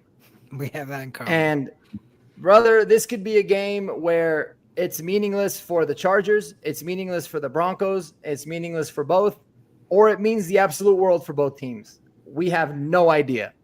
And I love and hate the fact that we are ending the season with back-to-back divisional games. So we're at 11-5. Kodiak, do you think this is a game that has playoff or division implications if we were to beat Kansas City and go to 11-5, or just be at 11-5 at this particular time? I mean, how could it not? Like 11-5, if you're going into week 18, 11-5, you pretty much have a playoff spot wrapped up. The only question is, what are you challenging for at that point? In week 18, it's hard to predict because, look at KC last year in week 18, literally rested everyone. But we'll assume this is business as usual. But even though I predicted a loss, even though I said that the Chargers match up really, really well against us, I think even better than KC does. I think we're good enough to where we can feasibly predict a home-and-home split here. And, we had our chance last year. We should have held on to the lead on Thursday Night Football. Sean Payton wrote "run it" at the top of his thing. stopped running it, and we were getting cooked in the second half. But once again, the biggest liabilities in those games are inside linebackers, are safeties. PJ Locke is not going to be on the field getting bodied by Gus Edwards anymore. Cody Barton, Justin Sternat, they're not going to be letting Stone Smart, get 50, 60 yards receiving or whatever. So, yeah. Once again, we should have held on to it last year, late in the season against the Chargers, but this time we'll get it done. Yeah. So you got to win. Yes. All right. So a final record of 12-5. I love it. Jeremy, go ahead, brother. Yeah. This is, again, like everything you just said. Who knows about this game? This could be for like the 1 seed. This could be for the 5 seed. This could be, who knows? Who knows what it is? But we're at home. I think because we have, it's a mini bye. So I think let's just hope we're not playing for much, and maybe the Chargers aren't playing for much either. And this is the chance where some of those PJ Locks and not Cody Barton, but Strnads and those kind of guys are wanting to show something that they've been waiting on this whole season. Let's hope that's what it is, and maybe our backup QB wants to show something, and maybe Jaleel. I just feel like 12-5 just feels like this is just the progression that it feels right for me. 12-5 going into or to finish out the season. I picked the Chargers to win the first game, so I got to split with them. I don't think we'll sweep them, and I don't think they'll sweep us. I just think that's probably a split. So yeah, 12-5. It's crazy, man. You could have a team. You could have all 4 teams from the AFC West making the playoffs. You could have a 11-5, 11-6 win team being in the wild card, which is something that needs to, they need to stop with this division winners or the top 4 seeds. That's a whole nother topic of conversation. Yeah. There's so many variables here, man. It could be this could be for the division, or it could be for, if the Chargers win and the Chiefs lose, or type of thing. I don't know. There's a whole bunch that goes to it, but I'm going to go back to what I always said. I think that I don't think we sweep anybody in our division. I think our division is too tough. And even if it was for all the marbles, we just came off of a very emotional win against Kansas City on Christmas. I had them beating the Chargers in week 3. So that would put this as a loss. And I think 11-6 is a very realistic record for the Broncos team. So hate to be a damper, but hopefully crazy projecting these records compared to where we were like a year ago. Yeah. Last year people were like, "There's no way we're going to be 1 game better. We got worse." How? We just did. Oh, okay. But yeah, no, isn't it nice? Isn't it nice? But yeah, I just think that 11-12 win, like the 10-12 win range feels right for me. So I guess we'll just do a full summary of everything about maybe what you think this team's going to be and where you think they're going to improve the most. And Kodiak, we'll go ahead and start with you, man. So realistically, like I said at the beginning of the stream, I think our defense is just going to be so good. There is a question about their ceiling with Vance Joseph as the defensive coordinator, but he has done such a phenomenal job. I think he's been great. Yeah. But regardless, where do I see this team improving? I mean, we have the defense to go up against any offense on any given day. The only questions I have about our team are, will we be able to build on the issues that we had last year offensively? Last year, our middle of the field passing game, pretty non-existent, to be completely honest, at least very inconsistent. No run game whatsoever. None to speak of. None. And now you add a dynamic playmaker in the backfield. So once again, I just think that no team is going to look at us on their schedule. Nobody who's doing what we are right now on other teams' fan bases, pages or whatever, nobody is excited to play us because we got the defense and the toughness to go up against anyone. Truthfully. I love it, Jeremy. Yeah, I mean, again, it always comes back to if we stay healthy. That's always, of course, what it comes down to. One injury, one thing can happen. Who knows? But I love the way that this team has trained. I loved hearing that interview of Zach Allen where he talked about how Sean preps these guys in training camp to like almost be flying around when the season starts, as opposed to past teams he's been on where they rest him a little too much and then they're a little sluggish coming out of the gate. You know, I want Bo Lowry to really, just make his mark one more time for another year where he's like, look, it was me. It is this system. It is what I'm bringing here that caused this massive turnaround as far as health goes. And, we signed a couple of guys on the defense that had dealt with injuries in the 49ers. And I think a lot of it's going to come down to that. If those guys stay healthy, I just can't see us, I just see a better team all around. I think Bo having a full off season with Sean, I feel like with Evan Ingram and a running back is just so massive. Hopefully Audric steps up if that's who our number 2 is going to be. That's a big question mark right now. It's going to be that stretch. To me, it's going to be that stretch of how do we handle week 3 through 6. You got Chargers, Bengals, Eagles, then Jets in London. That's the stretch that we really, if we take care of business there, I think we can have one of these seasons where we can go 12-5 and really shock some people. I mean, I wouldn't be shocked, but you know how the NFL is. They picked us to win 5.5 games last year in Vegas. Yeah, I think that's gone up to like 9 now or something. Yeah.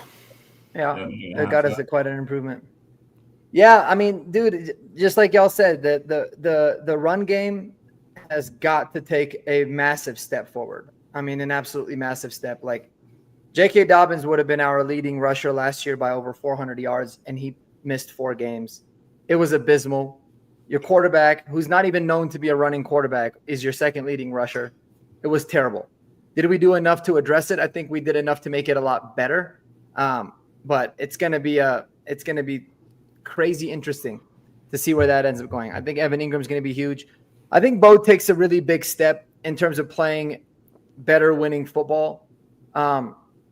I think we're just overall in our defense is going to be a top unit. I mean, when you look at it on paper and the coaching staff and kind of the trajectory that we're on, I think we're going to be vastly improved. And even though my prediction of 11-6 is technically 1 game better, I don't think we were really a 10-7 team last year, to be frank.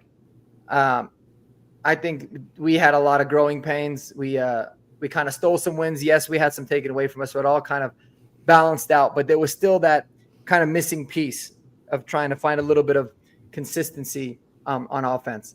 And even though it's 1 game better on the record books, I think we're going to be just a significantly better team, like a much more viable threat, because we're going to be better on defense. And I think our offense is going to be at least league average at minimum in both running and passing. So I can't wait for the season. I think the fact that we're all in the 11-12 win prediction is huge, and it's going to be a big put up or shut up year for us, man. And I think we're going to be up for the task. I love everything that we did in this offseason. Thought we crushed it. And I'm ready to start talking about Broncos games instead of breaking down Michael Porter Jr. and shit. So Not much sick of talking about MPJ already. Not much to break down. Not much to break down there. Other than his shoulder.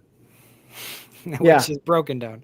It's got a little like freaking little pad on there too. That's the best part. Like, come on, bro. Yeah. But I love it, man. Everybody, I feel like everybody in the comments here kind of, tends to agree a little bit about what we're where we're at. I think if sorry, I'm just going through these comments here. Trying to catch up on some of them. Mark Ryan. Mark agrees with Mark here. Going 12-6. But yeah, some people have said like in the 12-5 sounds great, but I'll take 11-6. I think I will too. what do you guys think that will be like as an offense? Like what will it be our identity? Because that's what we were lacking is an offensive identity. Do you think we'll have one this year? And if so, what do you think it'll be? Jeremy, I'll start with you. It's hard because I just don't know how quickly up to speed RJ Harvey will be and Evan Ingram. Those are the new pieces, and Pat Bryant, obviously. But I could see us having less big plays as far as like those, oh my gosh, did you see that? Because I just don't think our backs might not be up against the wall where you have to force some crazy throws. I could see us just being more consistent and methodical, just like how Drew Brees was at the Saints. Just like dumping it down for first downs. And you don't need those strikes through 3 players and hitting the guy in stride to like, you won't need to do that. So it might be more boring, but like, I just want us to be more consistent. I just think he's going to pick up where he left off. And I just love the tools, and I think he's a really, really smart player. And I love the fact that we can dump it down to somebody like RJ Harvey, and he can just go get you the yards you need. You don't need to get these, oh my gosh, we're in 3rd and 6 or 3rd and 7, and you got to hopefully find somebody slashing, or you have to run around for 5 seconds and then find someone coming to open at the cross. I think that it's just going to be a lot cleaner. He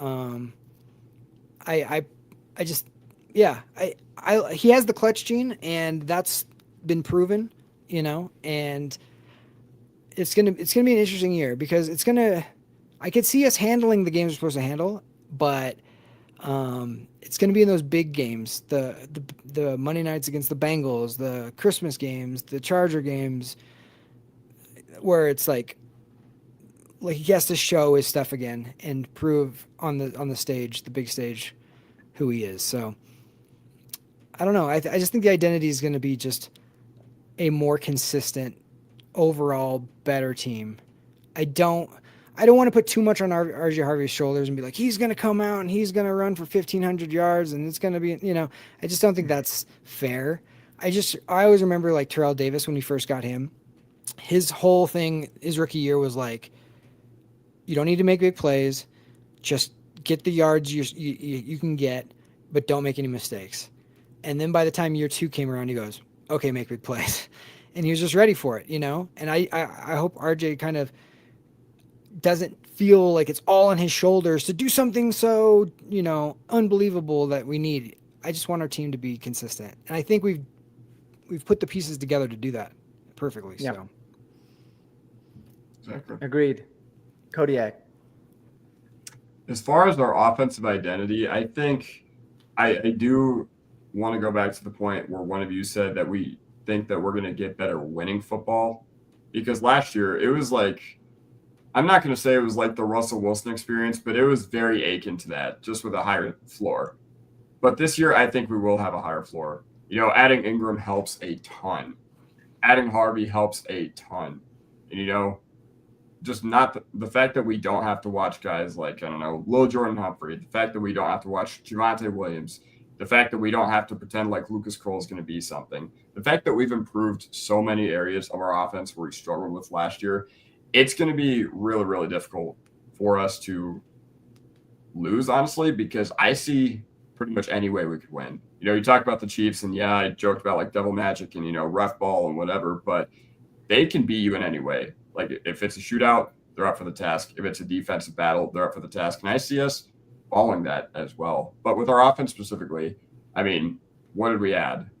We added guys that will help us be more consistent down to down, because our drive to drive EPA was not good last year. And deservedly so. We went 3 and out a lot. We punted a lot. But guess what? Now that we have added guys like Pat Bryant, now that we have added guys like Evan Ingram, it'll help us be a more consistent and stable offense, to the point where we're not in these absolute heaters and barn burners and shootouts and, relying on, the offense or the defense to pick up the slack when the offense is lacking, So that's where I go to. I go that we're going to be a more possession-oriented offense, which I think is fantastic. It drove me nuts that we couldn't do that for a while last year, and it cost us a couple of games. So, yeah.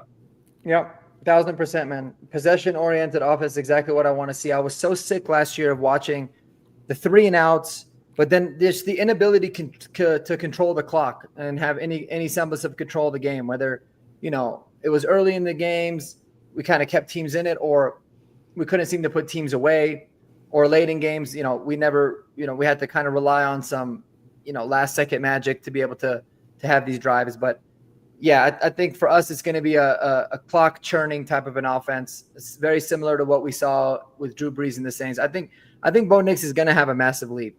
And Bo Costa said the biggest factor in his eyes is Nix's ceiling, the depth, and the run game. I think Bo Nix has an incredibly high ceiling based off of what I've seen. And I think he's going to take another step because he's now seen a lot more. Like when he takes a time to be able to sit back and reflect, he's, been able to play in a playoff game, in a game where I don't care what anybody says. I rewatched it the other day. I got myself to do it. And dude, Bo Nix was not the problem in that game. No. He had great throws across the middle to wide open guys that were dropping it. Son had terrible drops on third down. Franklin had a terrible drop on third down. Vele had a terrible drop on third down. Lucas Kroll had a terrible drop on third. It all seemed to happen at the most inopportune times. But that's why making the playoffs last year, even though we lost pretty badly, was incredibly important because you learn from those types of experiences. But yeah, I can't wait to watch the development. We finally have continuity across the board. It's many of these guys are, third or fourth year with, his head coaches and with, the coordinators and everybody intact. So I anticipate, less of the stupid penalties. We saw that improve later on in the year. And you made a good point, Kodiak, earlier when you talked about like winning any style of game. We showed so many flashes of that, right? Like we won those ugly nitty gritty games, those games where we had to force a turnover to win. We ended up winning the games that, or not necessarily winning, but showing that we can be in games like shootout games, like we were, for example, with the Bengals. So we've kind of experienced a little bit of everything, had a taste of it, and they're going to continue building the culture out. I think they're going to be a really exciting team to watch this year, man. I think they're going to have high expectations, and we should. Like we finally should have legitimate high expectations, and not like a facade like it's been in the last couple of years. So throw that comment from Richie Rich on the flip side comment.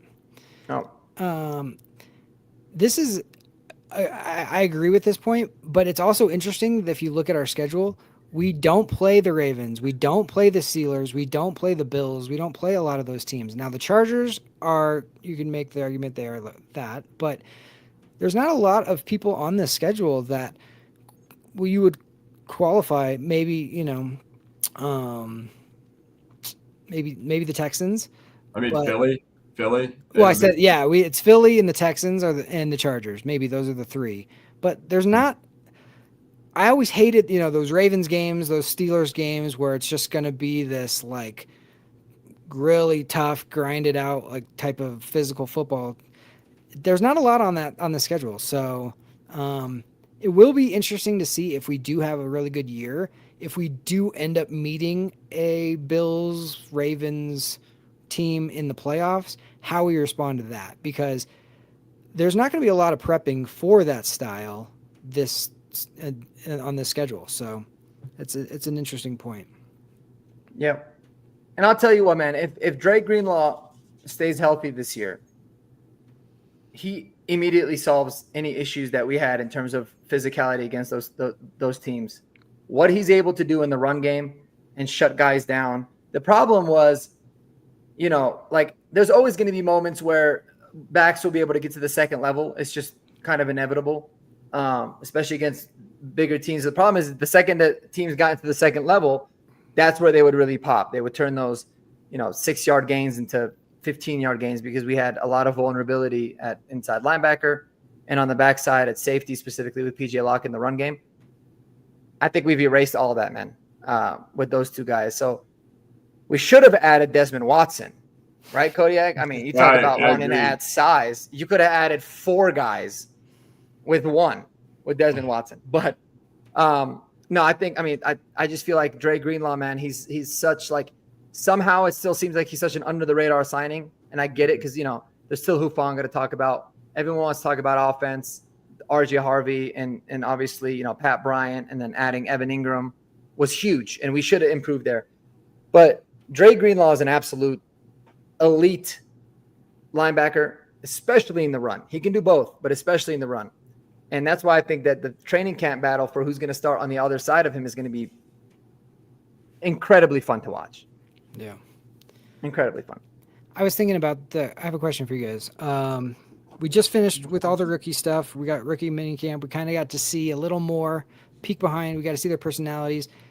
Who would you say, which rookie are you most optimistic of, or which one are you the most excited to see this year not named RJ Harvey? Because that's just the easy answer. So, well, I guess, is Jahdae Barron there too?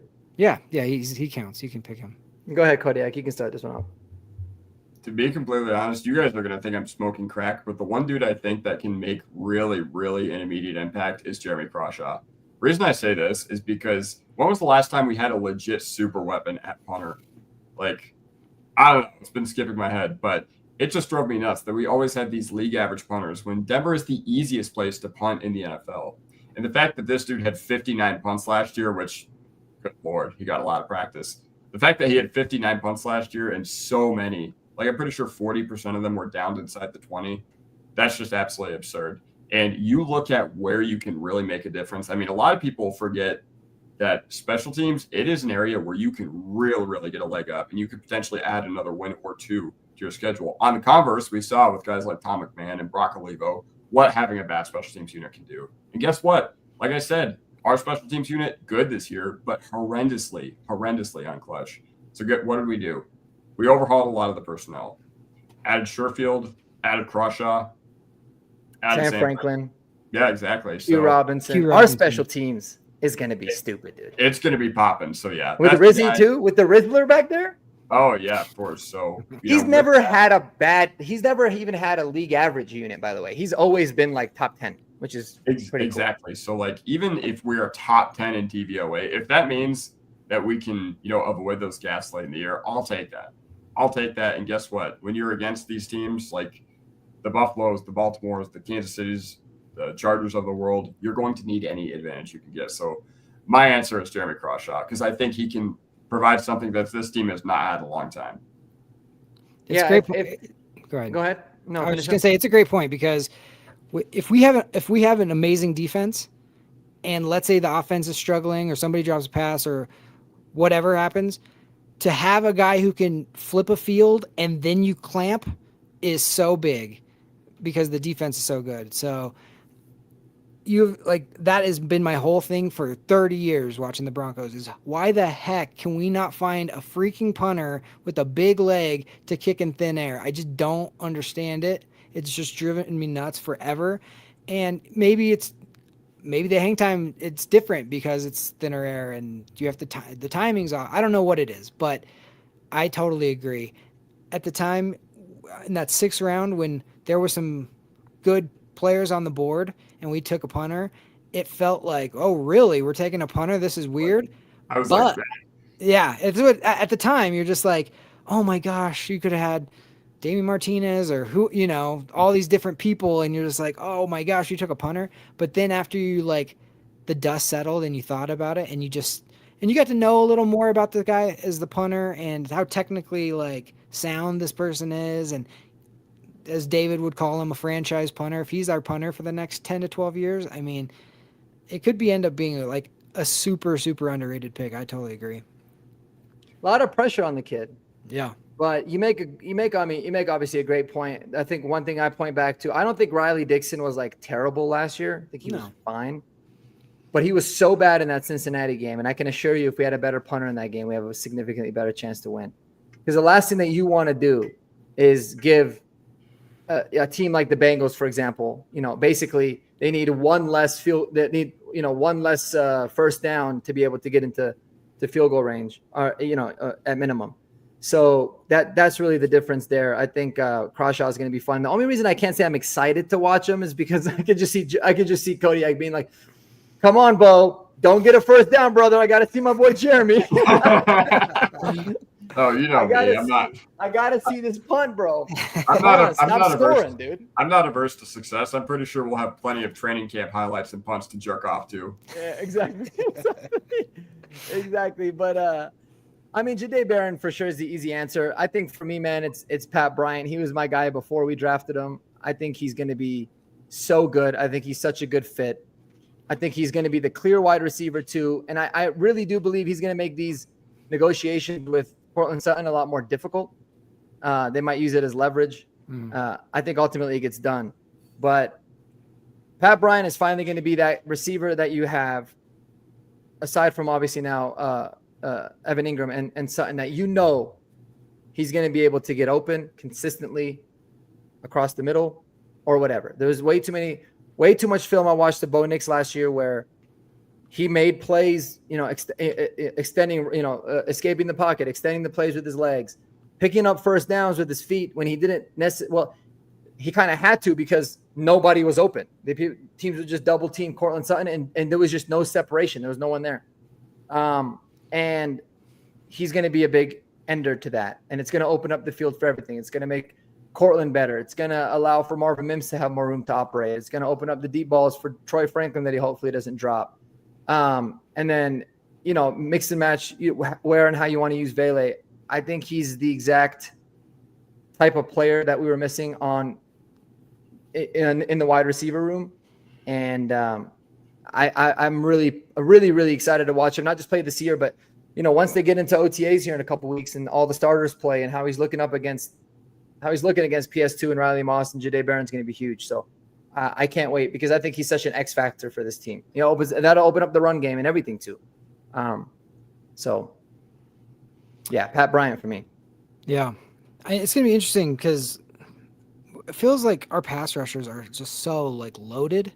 But man, watching some of that tape, Savion Jones, just his relentlessness, along with Jonah Ellis's I think people are just sleeping on him. I just don't think people realize he was the only player to ever have 5 sacks at 20 years old or whatever it was, or under 21 or whatever it was.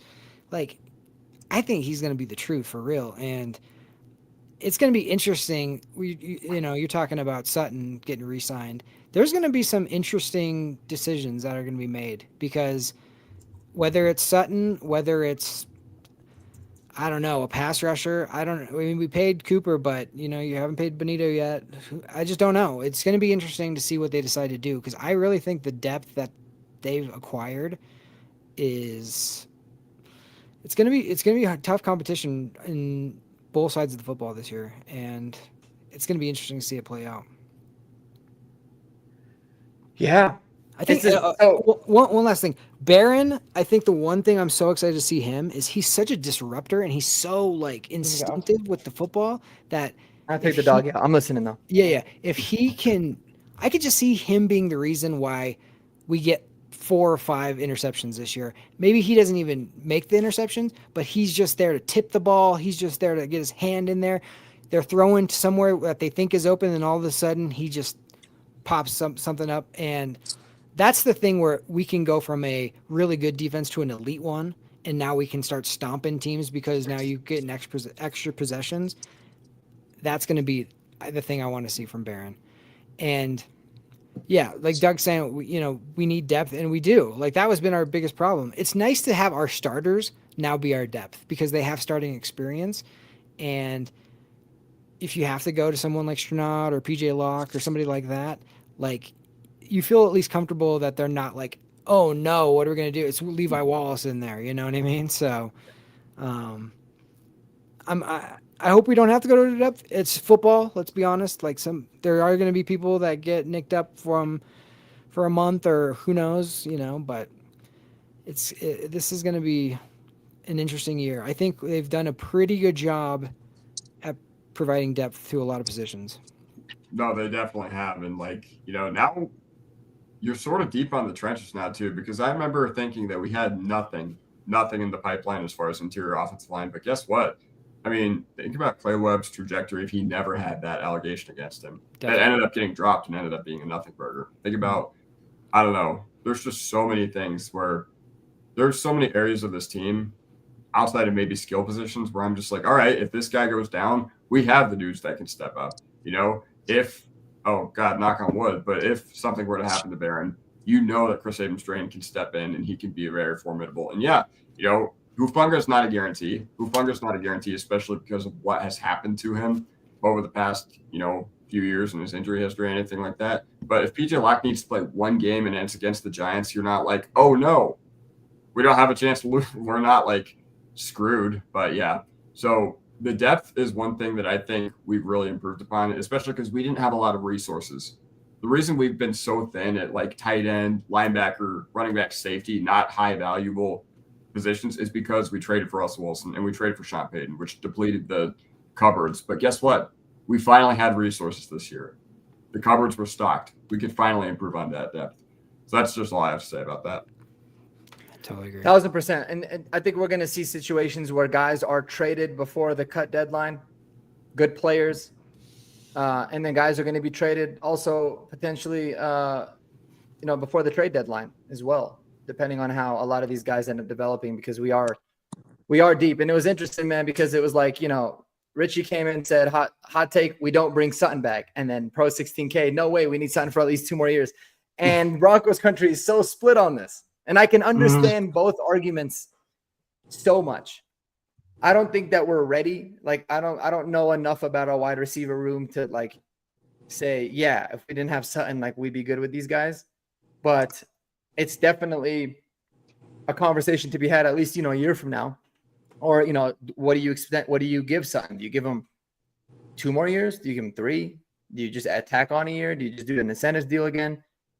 There's a lot of that. But, yeah, I mean, we like guys like Jaquan McMillan, like that I loved last year. I'll take I'll take the good plays for some of the bad ones that he's got. Him now being a backup is like, okay, dude, you're plug and play if we need you. And Jahdae Barron can help us at safety. Like, I'll tell you, man, if Hufanga goes down or Brandon Jones goes down for a couple games, yes, we got PJ Locke there, but Jahdae Barron can play there too.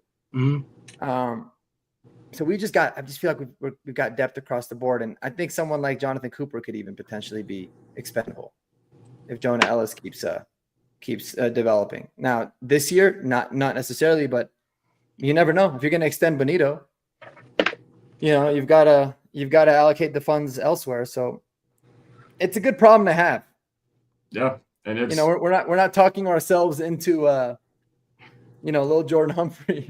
No more. Exactly. It is a good problem to have because I remember the talk around this time last year was like, what do we have? And now I'm just like, what don't we have? Yeah. For real. It's crazy how fast that turns around. Yeah. And then in terms of like I would say the only position that I could say we need depth at is tight end and running back. But running back depth is like the easiest thing on the entire planet to find. Dude, you could literally sign Nick Chubb, Jamal Williams, J.K. Dobbins, and you've got your depth. But in that room, we don't need depth. We need playmakers. And I'm praying RJ Harvey's going to be that guy. I think he can be. Very optimistic about RJ. Yeah. Pro 16, I'm assuming you mean Crum, like Frank Crum. It's his birthday today. Oh, happy birthday. Shout out. I got the little notification from the Broncos Twitter handle. So happy birthday, Frank Crum. It might have actually been yesterday. But regardless, I hope we don't see more Crum because that would mean that somebody got injured. But I think he's got the potential to be a future starter for us, particularly after the season when we move on from McGlinchey or Powers or both. Like I think we will or should at least for one of them. But what do you guys think? If we're talking about Crum specifically, like I don't really know because now that I think about it, tackle. People talk about how we don't draft tackles or whatever, but it's because we've never needed to, truthfully. And now we really don't need to, especially when you had 2 guys who played pretty good last year in McGlinchey and Bowles. And now you kind of have a deep pipeline there, especially with Crum, and you have Palcho as well, who looked really, really good. Love Palcho. Yeah, Palcho looked really, really good. Great UDFA find there. But you also have Matt Pert, so we'll see. I mean, I don't think we can bank on Crum specifically. Like, if something were to happen to one of our tackles, knock on wood, I think Palcho gets the first chance. But interior, I mean, I don't know. There's kind of a open competition there. Is it Forsyth? Is it who else? Webb. Clay Webb. Yeah, exactly. So I don't know. That's kind of a boring answer, pro 16, but I don't think so. Let me ask you guys this. Over under. Loner gets put the over under at 10.5 catches, 9.5 catches for the season. I'm gonna need Mark, go first. I got to think about this one. Listen. I was the least pessimistic guy about Loner, not because of the player, because when I heard that he just recently learned how to put on football pants less than a year ago, I was like, oh, this is a developmental guy. But then I heard the way Sean Payton just glowing when he's talking about him. And then you hear guys like Andrew Mason and Cecil Lammey, like, dude, he was ragdolling dudes as a blocker. Like, he's a legitimately crazy athlete. Yeah. I'm like, holy shit, like, this dude might make an impact. I would say definitely over 9.5 catches this year, just based off of that. And also the big thing is, even though he's like an extremely raw player, obviously playing 53 or 50, whatever, how many games, like barely any snaps, like less, I think he had less snaps than Bo had played games in college. Our tight end room is abysmal. Like, I'm at the point, I remember we were at the point last year where I was like, I don't give a shit who plays tight end. Just play them there, And so, yeah, I think he's going to get a legitimate opportunity. I don't know when it'll be, but I think over 9.5. I'm going to make a devil's advocate case against this. So when you are transitioning to the NFL, it's obviously a way different game than the Big 12, and we know that. But football routes, they're nuanced offensive schemes. They require split-second decisions, and that's part of what being a basketball player and just playing football might not have equipped you for when you were at Utah as well. And, I do think he does make the roster over Kroll. That being said, I just don't know how often he gets active. Like, I don't know. I just don't know. We kind of have a logjam of like trash third, fourth tight ends as well. So it's just like, I just don't know where that comes into play. Like, does that come into play? Like, is week 18 meaningless? And we're just like, all right, whatever. We'll just throw, Loner out there. I mean, so I would go with under, just because I don't know where his role is this upcoming year for this team. Like, is it, a limited guy who you just use in the red zone, who you literally just throw it up to and then box out defenders like he did against that CU dude? I mean, it's very well within the realm of possibility, but once again, I don't really know if he's going to be active. That's my thing. If he can play well on special teams, then that's going to be the big key. I was going to say teams. He'll get his chance if he is able to play special teams. But I mean, I don't know. Lucas Kroll can absolutely be cut. And then since you took Loner, you're probably more invested in the development of him. So, you know what I do think you get from Loner this year? Huh. I think you get at least one blocked field goal from him. Dude, line his ass up right over the center. He's 6'7", and he's got like a 45-inch vert.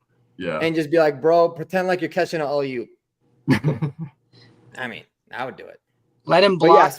Let him block a field goal on Christmas night against the Chiefs. That would end up winning. Let's get him back. Oh my God, that would be unbelievable. Okay, I got two more hypotheticals real quick for you. Over under 50 catches. We'll say 49.5. Pat Bryant. Oh man. 49.5 is the over under for Pat That's Bryant. A good line. That's a good line because is that actually the over under though, or you just made that? No, I'm just pulling that out. That's what, like 2 or 3 a game. Yeah, roughly. I would say over. Because I pulled up last year's numbers. Mims had 39, Vele had 41, Lil Jordan had 31, Troy Flanken had 28. It was very dispersed. And I think if we want to have a better, more consistent offense, we've got to have more guys contributing. Like, we got to have solid roles for everybody instead of just, getting all these. So I can see Cortland's numbers. Like I can see Cortland having more than 81 catches that he did last year. And then I can see a lot of those being distributed off to Pat Bryant and having like 55 to 60 catches, and then the rest going to the backs and the tight ends. If that's the case, that would kind of match exactly what Peyton did for many, many years, most of his years when he was in New Orleans. And that would be like exactly the vision that he's got for the team and the distribution. Because just like we had an issue with the running backs last year, like playing three backs, we had an issue with wide receivers. It was like everybody was kind of playing everywhere. We had no defined role for anybody. So I say over. I say under. The reason I say under is because, targets and, I think theoretically he's replacing the Will Jordan Humphrey role in this offense, but like that wasn't like a high volume role necessarily. And, we passed a lot last year. We passed a lot because we couldn't do anything else, to be quite frank. And Will Jordan Humphrey only came away with 31 catches. Now, granted, he was in the doghouse for the back half of the year, but like that's not really, unless he shows a lot of ability to, win at the line of scrimmage and be better as a route runner than Will Jordan Humphrey, then I think you go over. But I think the targets are going to be more dispersed throughout this offense, especially with Ingram, especially with Harvey now. So, yeah, I keep forgetting we have Evan Ingram. Oh, yeah. Yeah, you're right. It's probably going to be under. Yeah, like 49. It just seems like a lot for now. If he was like a first round dude, I'd be like, yeah, over. Let's hit the over. But yeah, I think we don't really see him potentially go over that line until next year. Okay, two more. Sorry, I thought of another one. Very good. Over under. We'll go Riley Moss. 3.5 interceptions. Next year, I'm going to go 4.5 interceptions. Do you think he'll get to 5? That's a lot. Actually, I'll go 3.5. That's a lot. I was about to say 5 is a lot. Like even I'm just thinking he's going to see the ball the most. Mm-hmm. So. Shit. I mean, Marky, what are your thoughts? Think about this.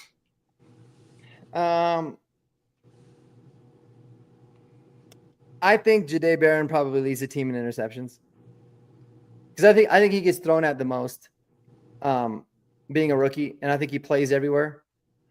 The thing about Riley is that he's a very, very good, he's a good corner. I like him because he's a solid cover guy and he's a phenomenal tackler. I think he takes another step this year, but I don't think he's going to get tested as much as he did last year, just because of his growth.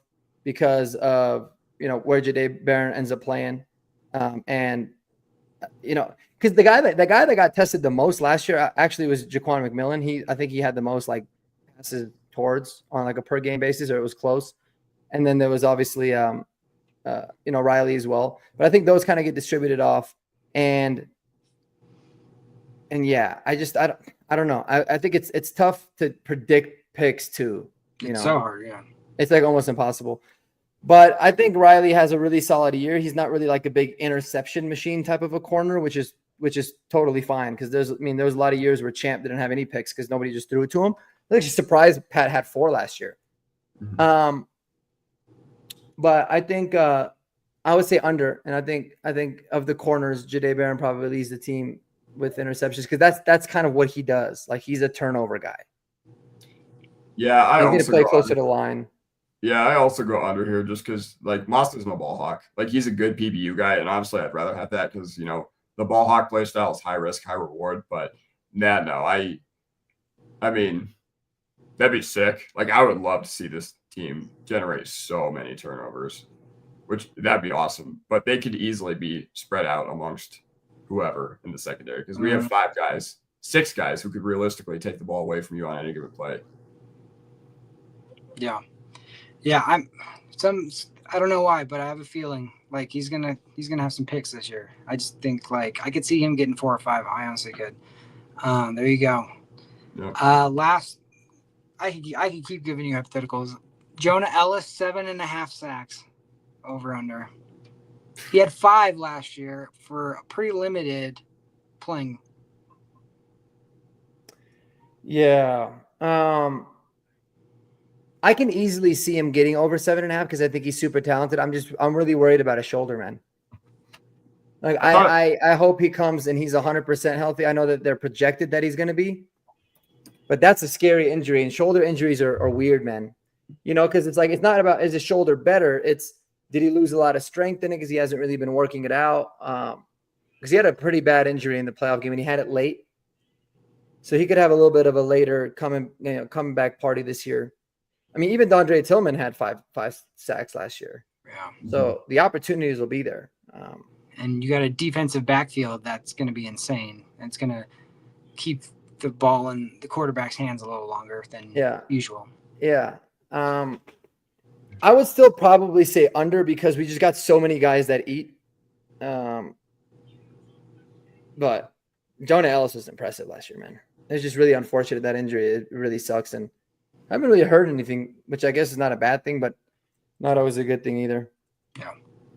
Yeah. I guess he broke his clavicle or something. Yeah. Yeah, that sounds painful, but I'm also going to take the under. We just have there's just way too many guys on the defensive line who can, much like the secondary, who can get picks. Too many guys on the D-line who can, get home. And our defense, it's not really like we don't rely a lot on, this dude absolutely smoked his offensive lineman across the line of scrimmage and he made it to the quarterback. Like, I feel like when we get sacks, more often than not, I'd probably say like 80% of the time, there's multiple guys there. So it just comes down to who was there first. And I don't know if he's going to get enough snaps to do that. That's the thing. Yeah. Yeah. I'm optimistic. I think he goes 8 to 10 this year. I think if he didn't have the shoulder injury I was worried about, and he builds off of what he showed last year, I think Jonathan Cooper will be gone. Not because I want him, because I love Jonathan Cooper. Yeah. But there's got to come a time where, you like, if you can get a 3rd round pick for Jonathan Cooper or something, I mean, you got to think about it because he's that good. And Jonah Ellis is like very good against the run too. He just, I guess I was looking at his Instagram. He just got married a month ago, but he wasn't really moving his arms much in the videos, which is kind of this is my investigative work. He wasn't doing the YMCA or anything.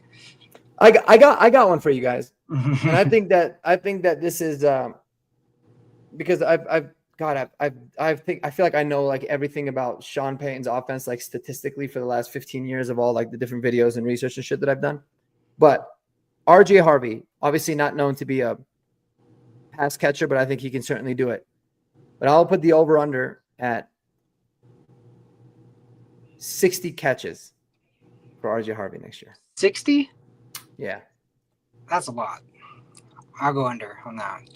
And I was going to pick over no matter what you said until you said 60. 60 is a lot. To give you an idea, go ahead. Okay. Isn't Sean Payton like first in target share to running backs throughout the past 15 years by a lot? Yeah. So, like historically, his running back is always the second receiver, and many years has been the first receiver, like in terms of catches, every single year. Yeah, I mean 60. That's a shitload, to be completely honest. But for a guy his skill set, I'm also going to go under because he doesn't like project as like a high volume receiver yet. Like I know they did take him with the intent that they will develop that skill set in his game, but I think he had like 22 last year or something like that. So I just can't. Yeah, he had 20s. Yeah, I just can't project that yet. So I'm going to go under. I will say though, RJ Harvey is way better pass catcher than people think he is. I think he is a really, really smooth, soft hands. He doesn't not for a running back. I've seen a ton of running backs be stone hands, bobbling, not sure where the balance is, all that stuff. He's so smooth with that. I think that's going to be a super underrated part of his game. 60 just for a rookie, it seems like too many, but I mean, Bo with Bucky Irving, if he's going to be our Bucky Irving, like he's going to catch a lot of balls. It's true. I mean, it's just hard to like predict it for a rookie, but I could see him getting a bunch of dump offs and being really valuable with that. I think he shatters 60. Really? And yeah, because believe it or not, Javonte Williams had 51 catches last year. Oh. That says a lot about our offense from last year. Yeah, but like, I mean, dude, just little dump offs and screens, like 3 screens a game, that's 3 catches. So like the reception number is not all that much. And if he's RB1, I think he's getting 70, 80 catches a year this season. Now, like what that looks like, it could be not a lot of them are good catches or like there are screens that go for nothing. That's always a possibility. But I mean, even Bucky Irving last year had 47, and he's really started playing later on in the season. But I think it's a legitimate possibility. And I think that's really how Sean wants to run his offense. So don't be surprised by that. But yeah, 52 catches for Javonte last year, and Jaleel had 24. Yeah. Wow. I got one for y'all. It'll be our last one, but over and under 2.5 rap albums from Damari Mathis. Going way over. What are you kidding me? He's going to be prolific. Man. Well, he's going to get cut, and he's going to have a lot of free time to make more albums, so he might come out with like 5. Yeah. He's the prince of rap, defensive backfield rap albums for sure. I loved him. I really liked him. And then in one game, it was one play. I went from liking Damari Mathis to absolutely hating everything about him. Can you guys name the play? You got the ick? I'm guessing I'm guessing it was during the 2023 Week 3 debacle against Miami, where he got just absolutely cooked by HM. Wait, what? Where he just got absolutely cooked by Devon HM. Oh no, it wasn't even that. But it wasn't that game. We were down. I think by this point it was 63-10 or whatever. What was the final score? 70-10? 70-20. Yeah. So I think we were down 63-13 at the time. And he breaks up a pass that was like terribly thrown and celebrates and does this and gets all pissed. And I was like, bro, get the fuck off the field. And immediately Sean Payton benches his ass and then benched him for like the rest of the season. And I was like, Sean is the real one, man. At least we got an adult in the room beside Hackett. But I never got so irritated about a player like, bro, read the room. You know? Like if you're down 63 to whatever, if you're down by 2 touchdowns, 3 touchdowns, and you break up a pass that wasn't even a cool breakup, like it's not like, the best ones when they get overthrown and you see the, cornerback do that, you're like, really? You got cooked. But just don't do that. Like, just be pissed, grab the ball, give it to the ref. But you celebrate like that, and that just shows that, like, you're a you guy. Yeah, I'm good. I don't want you on my team no more. Don't care. I made a comment last night in the Discord about reading the room, and it had to do with our coach of the Nuggets. But I'm going to say the same thing about that play. Is he read the room about as well as Forrest Gump did at a Black Panther party. Like, what are we doing? That's insane. What are we doing? Of course. No shit. I remember once we benched Damari Mathis for Fabian Moreau, a lot of our fortunes changed. Like it was we benched Damari Mathis and Isang Bassi, and instead we put in Fabian Moreau and Jaquan McMillan, and instantly the defense just got so much better overnight. Like Mathis, I liked what he showed in 2022, and then week 1, 2023, he comes out against Jacoby Myers and just gets lit up. Yeah. Like Gardner Minshew looked like freaking Tom Brady in that game. Yeah, lit up. He's a very, like, you talk about ball hawk, like he's either getting a pick or he's getting absolutely toasted. And, the MPJ of the defensive back. I need him gone. I need him gone so he can free up number 27 so we can give it to somebody like maybe Bucky Irving, who would look good. Oh, Bucky Irving, RJ Harvey. RJ Harvey. Because that 37 ain't gonna cut it. Like, I might actually riot if he keeps 37. What are you guys? I'm weird about numbers. I know, Jeremy, you're the same. Yeah. But I have like this really weird obsession with what numbers guys choose. Yeah, and 37 screams third string, like fullback. Like I hate that number. That number sucks. Like it's like the default. Yeah, you're a rookie running back. This is the number we're gonna give you in camp. Yeah. Yeah. No. Estime. Yeah. I actually liked how Estime looked in it, though. Well, I mean, it fits his play style. It did. Yeah. What number would you give him if you could pick? Harvey? Oh, Harvey? Yeah. Harvey? Oh, I don't know. I feel like a single digit number would be so tough. Yeah, for I sure. give him 4. Yeah, 4 would be insane. Because 4 is legitimately like possible. Yeah. There's no other single digit number available that I think will be available unless PJ Lock got like traded, but 6 is an awful number. So I mean, RJ Harvey, didn't he wear 7 in college? Yes. Yeah. Unretire that? That didn't happen. Imagine. So honestly, I would hate that, dude. Barron too. Oh yeah. I would like 4 for Harvey, and then what about what do you guys think for Harvey? 24. That would be pretty cool. I know that's a Champ Bailey special, and that's why people probably haven't picked it, and that's why it's kind of on the shelf a little bit. But 24 would be pretty sick. So you like that more for Harvey than for Barron? I would be fine with Barron doing it too. Either one would suit it. Yeah.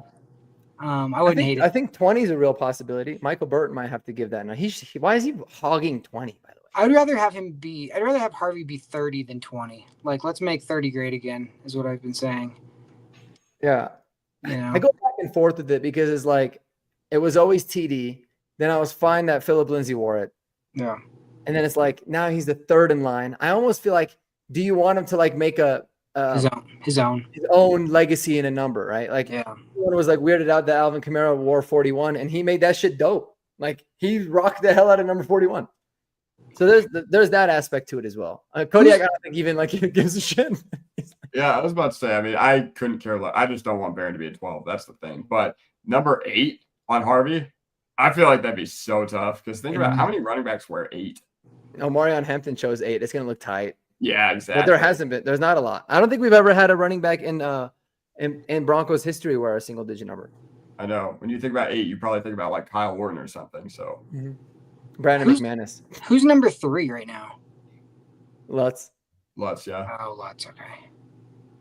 Yeah. So you go through him like 8 is Stidham. He could always change it to 4 back again, but I don't know why he would because he switched from 4.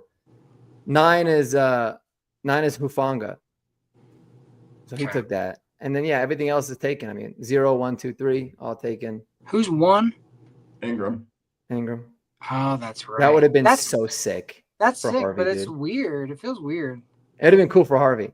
Yeah, that would have been the number I would have picked out of it. I ain't gonna lie, man. I kind of like Jahdae Barron in 12.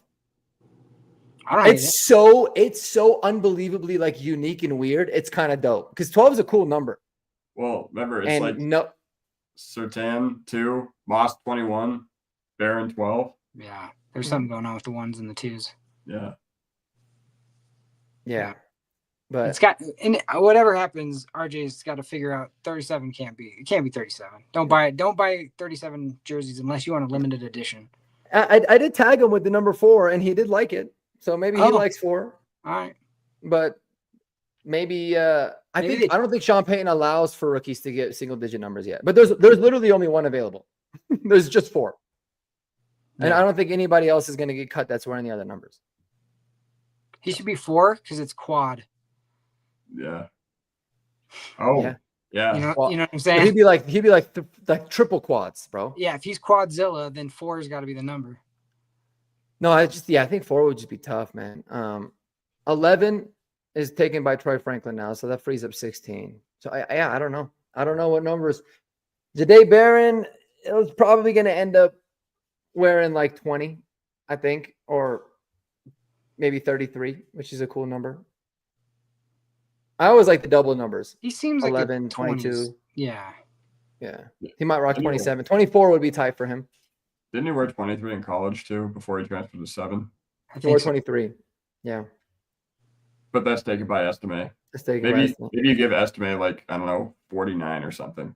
Well, I feel like with him, because he went from 37 to 23, but 23 was kind of like a random choice. You could probably go to him and be like, hey man, can I get your jersey and like pay him or whatever? And Estime might actually change it. Estime 23 could be available. Estime feels like a 33 to me. He does. He seems like a 30 running back. Yeah. Yeah. And maybe he's like, you know what? I could use a number change. People are superstitious. Yeah. Like Jaleel's number 38 is horrendous. Yeah, that's not good. So weird to have a punter be 39 too. That's really weird. He was 26 in college. I love it. Make punters wear like the high jerseys. Yeah. 39 is cool for a punter. It's different. Yeah, that is weird. They're always hogging cool numbers, like Riley Dixon just hogging 9, just like sitting on it. Like, why, bro? Make Crushaw wear 61. Remember when they're like 98? Yeah. Just go like. Oh man, we are. Everybody said Clay going Webb down was 69. Oh yeah, Clay Webb 69 would be amazing. He is wearing 61, by the way. Clay Webb. Obviously, 69 is taken by McGlinchey, but yeah. Oh yeah. That would be 2 on the nose. Yeah. But Pat Bryant's 13 is dope. I love that he was able to keep his own number. Yeah, that's like. Yeah. All right, fellas. Well, 2 hours and almost 30 minutes in. You guys are awesome, man. Everybody in the chat riding with us. I can't believe how many watched the entire time, but you guys are all awesome. But even my dog is like, hey, man. I know my dog is too. But Jeremy and Kodiak, thank you both, man. Appreciate you guys riding in. Kodiak, what you got for the people to look forward to, man, as we get into the offseason here? What do I got? I'm going to be doing a lot more Broncos history. Like I already did top 10 draft busts. I already did. I'm just going to be focusing on a lot more of these. Like I'm going to do something like where I grade specific drafts, throughout the past few years. And yeah, overall, that's what I'm looking forward to. And obviously regular season hype. Love it, my man. And Jeremy, we're going to see more of you, brother. We're going to get on some more of these joint lives. I know we talked about it a little bit, so maybe you'll see a little bit more Jeremy on that. But what were you saying? I was going to say, and we found out that Kodiak lives literally within walking distance of my house, so we can. No shit. Yeah. Damn. Yeah. Pretty much one neighborhood away. Yeah. Yeah. And Kodiak, I would just randomly go throw rocks and shit at his house, just randomly. And blame it on his teenage kids. Can't now. Go. Well, I would say go egg his house, but that would cost you like $50 nowadays. But once the egg prices drop a little bit, egg his house. Play some pranks on him. As long as you don't clay spray me, you're good. Exactly. Maybe I'll clay spray Bark when I go visit him at the store again. Yeah. Yeah, dude. Clay spray in exchange for a root beer vape. You got it anytime. It's a 1-to-1 ratio. It's a 1-to-1, baby. That's a wash there. All right, fellas. Appreciate y'all, man. Everybody in the chat. Y'all take it easy and peace.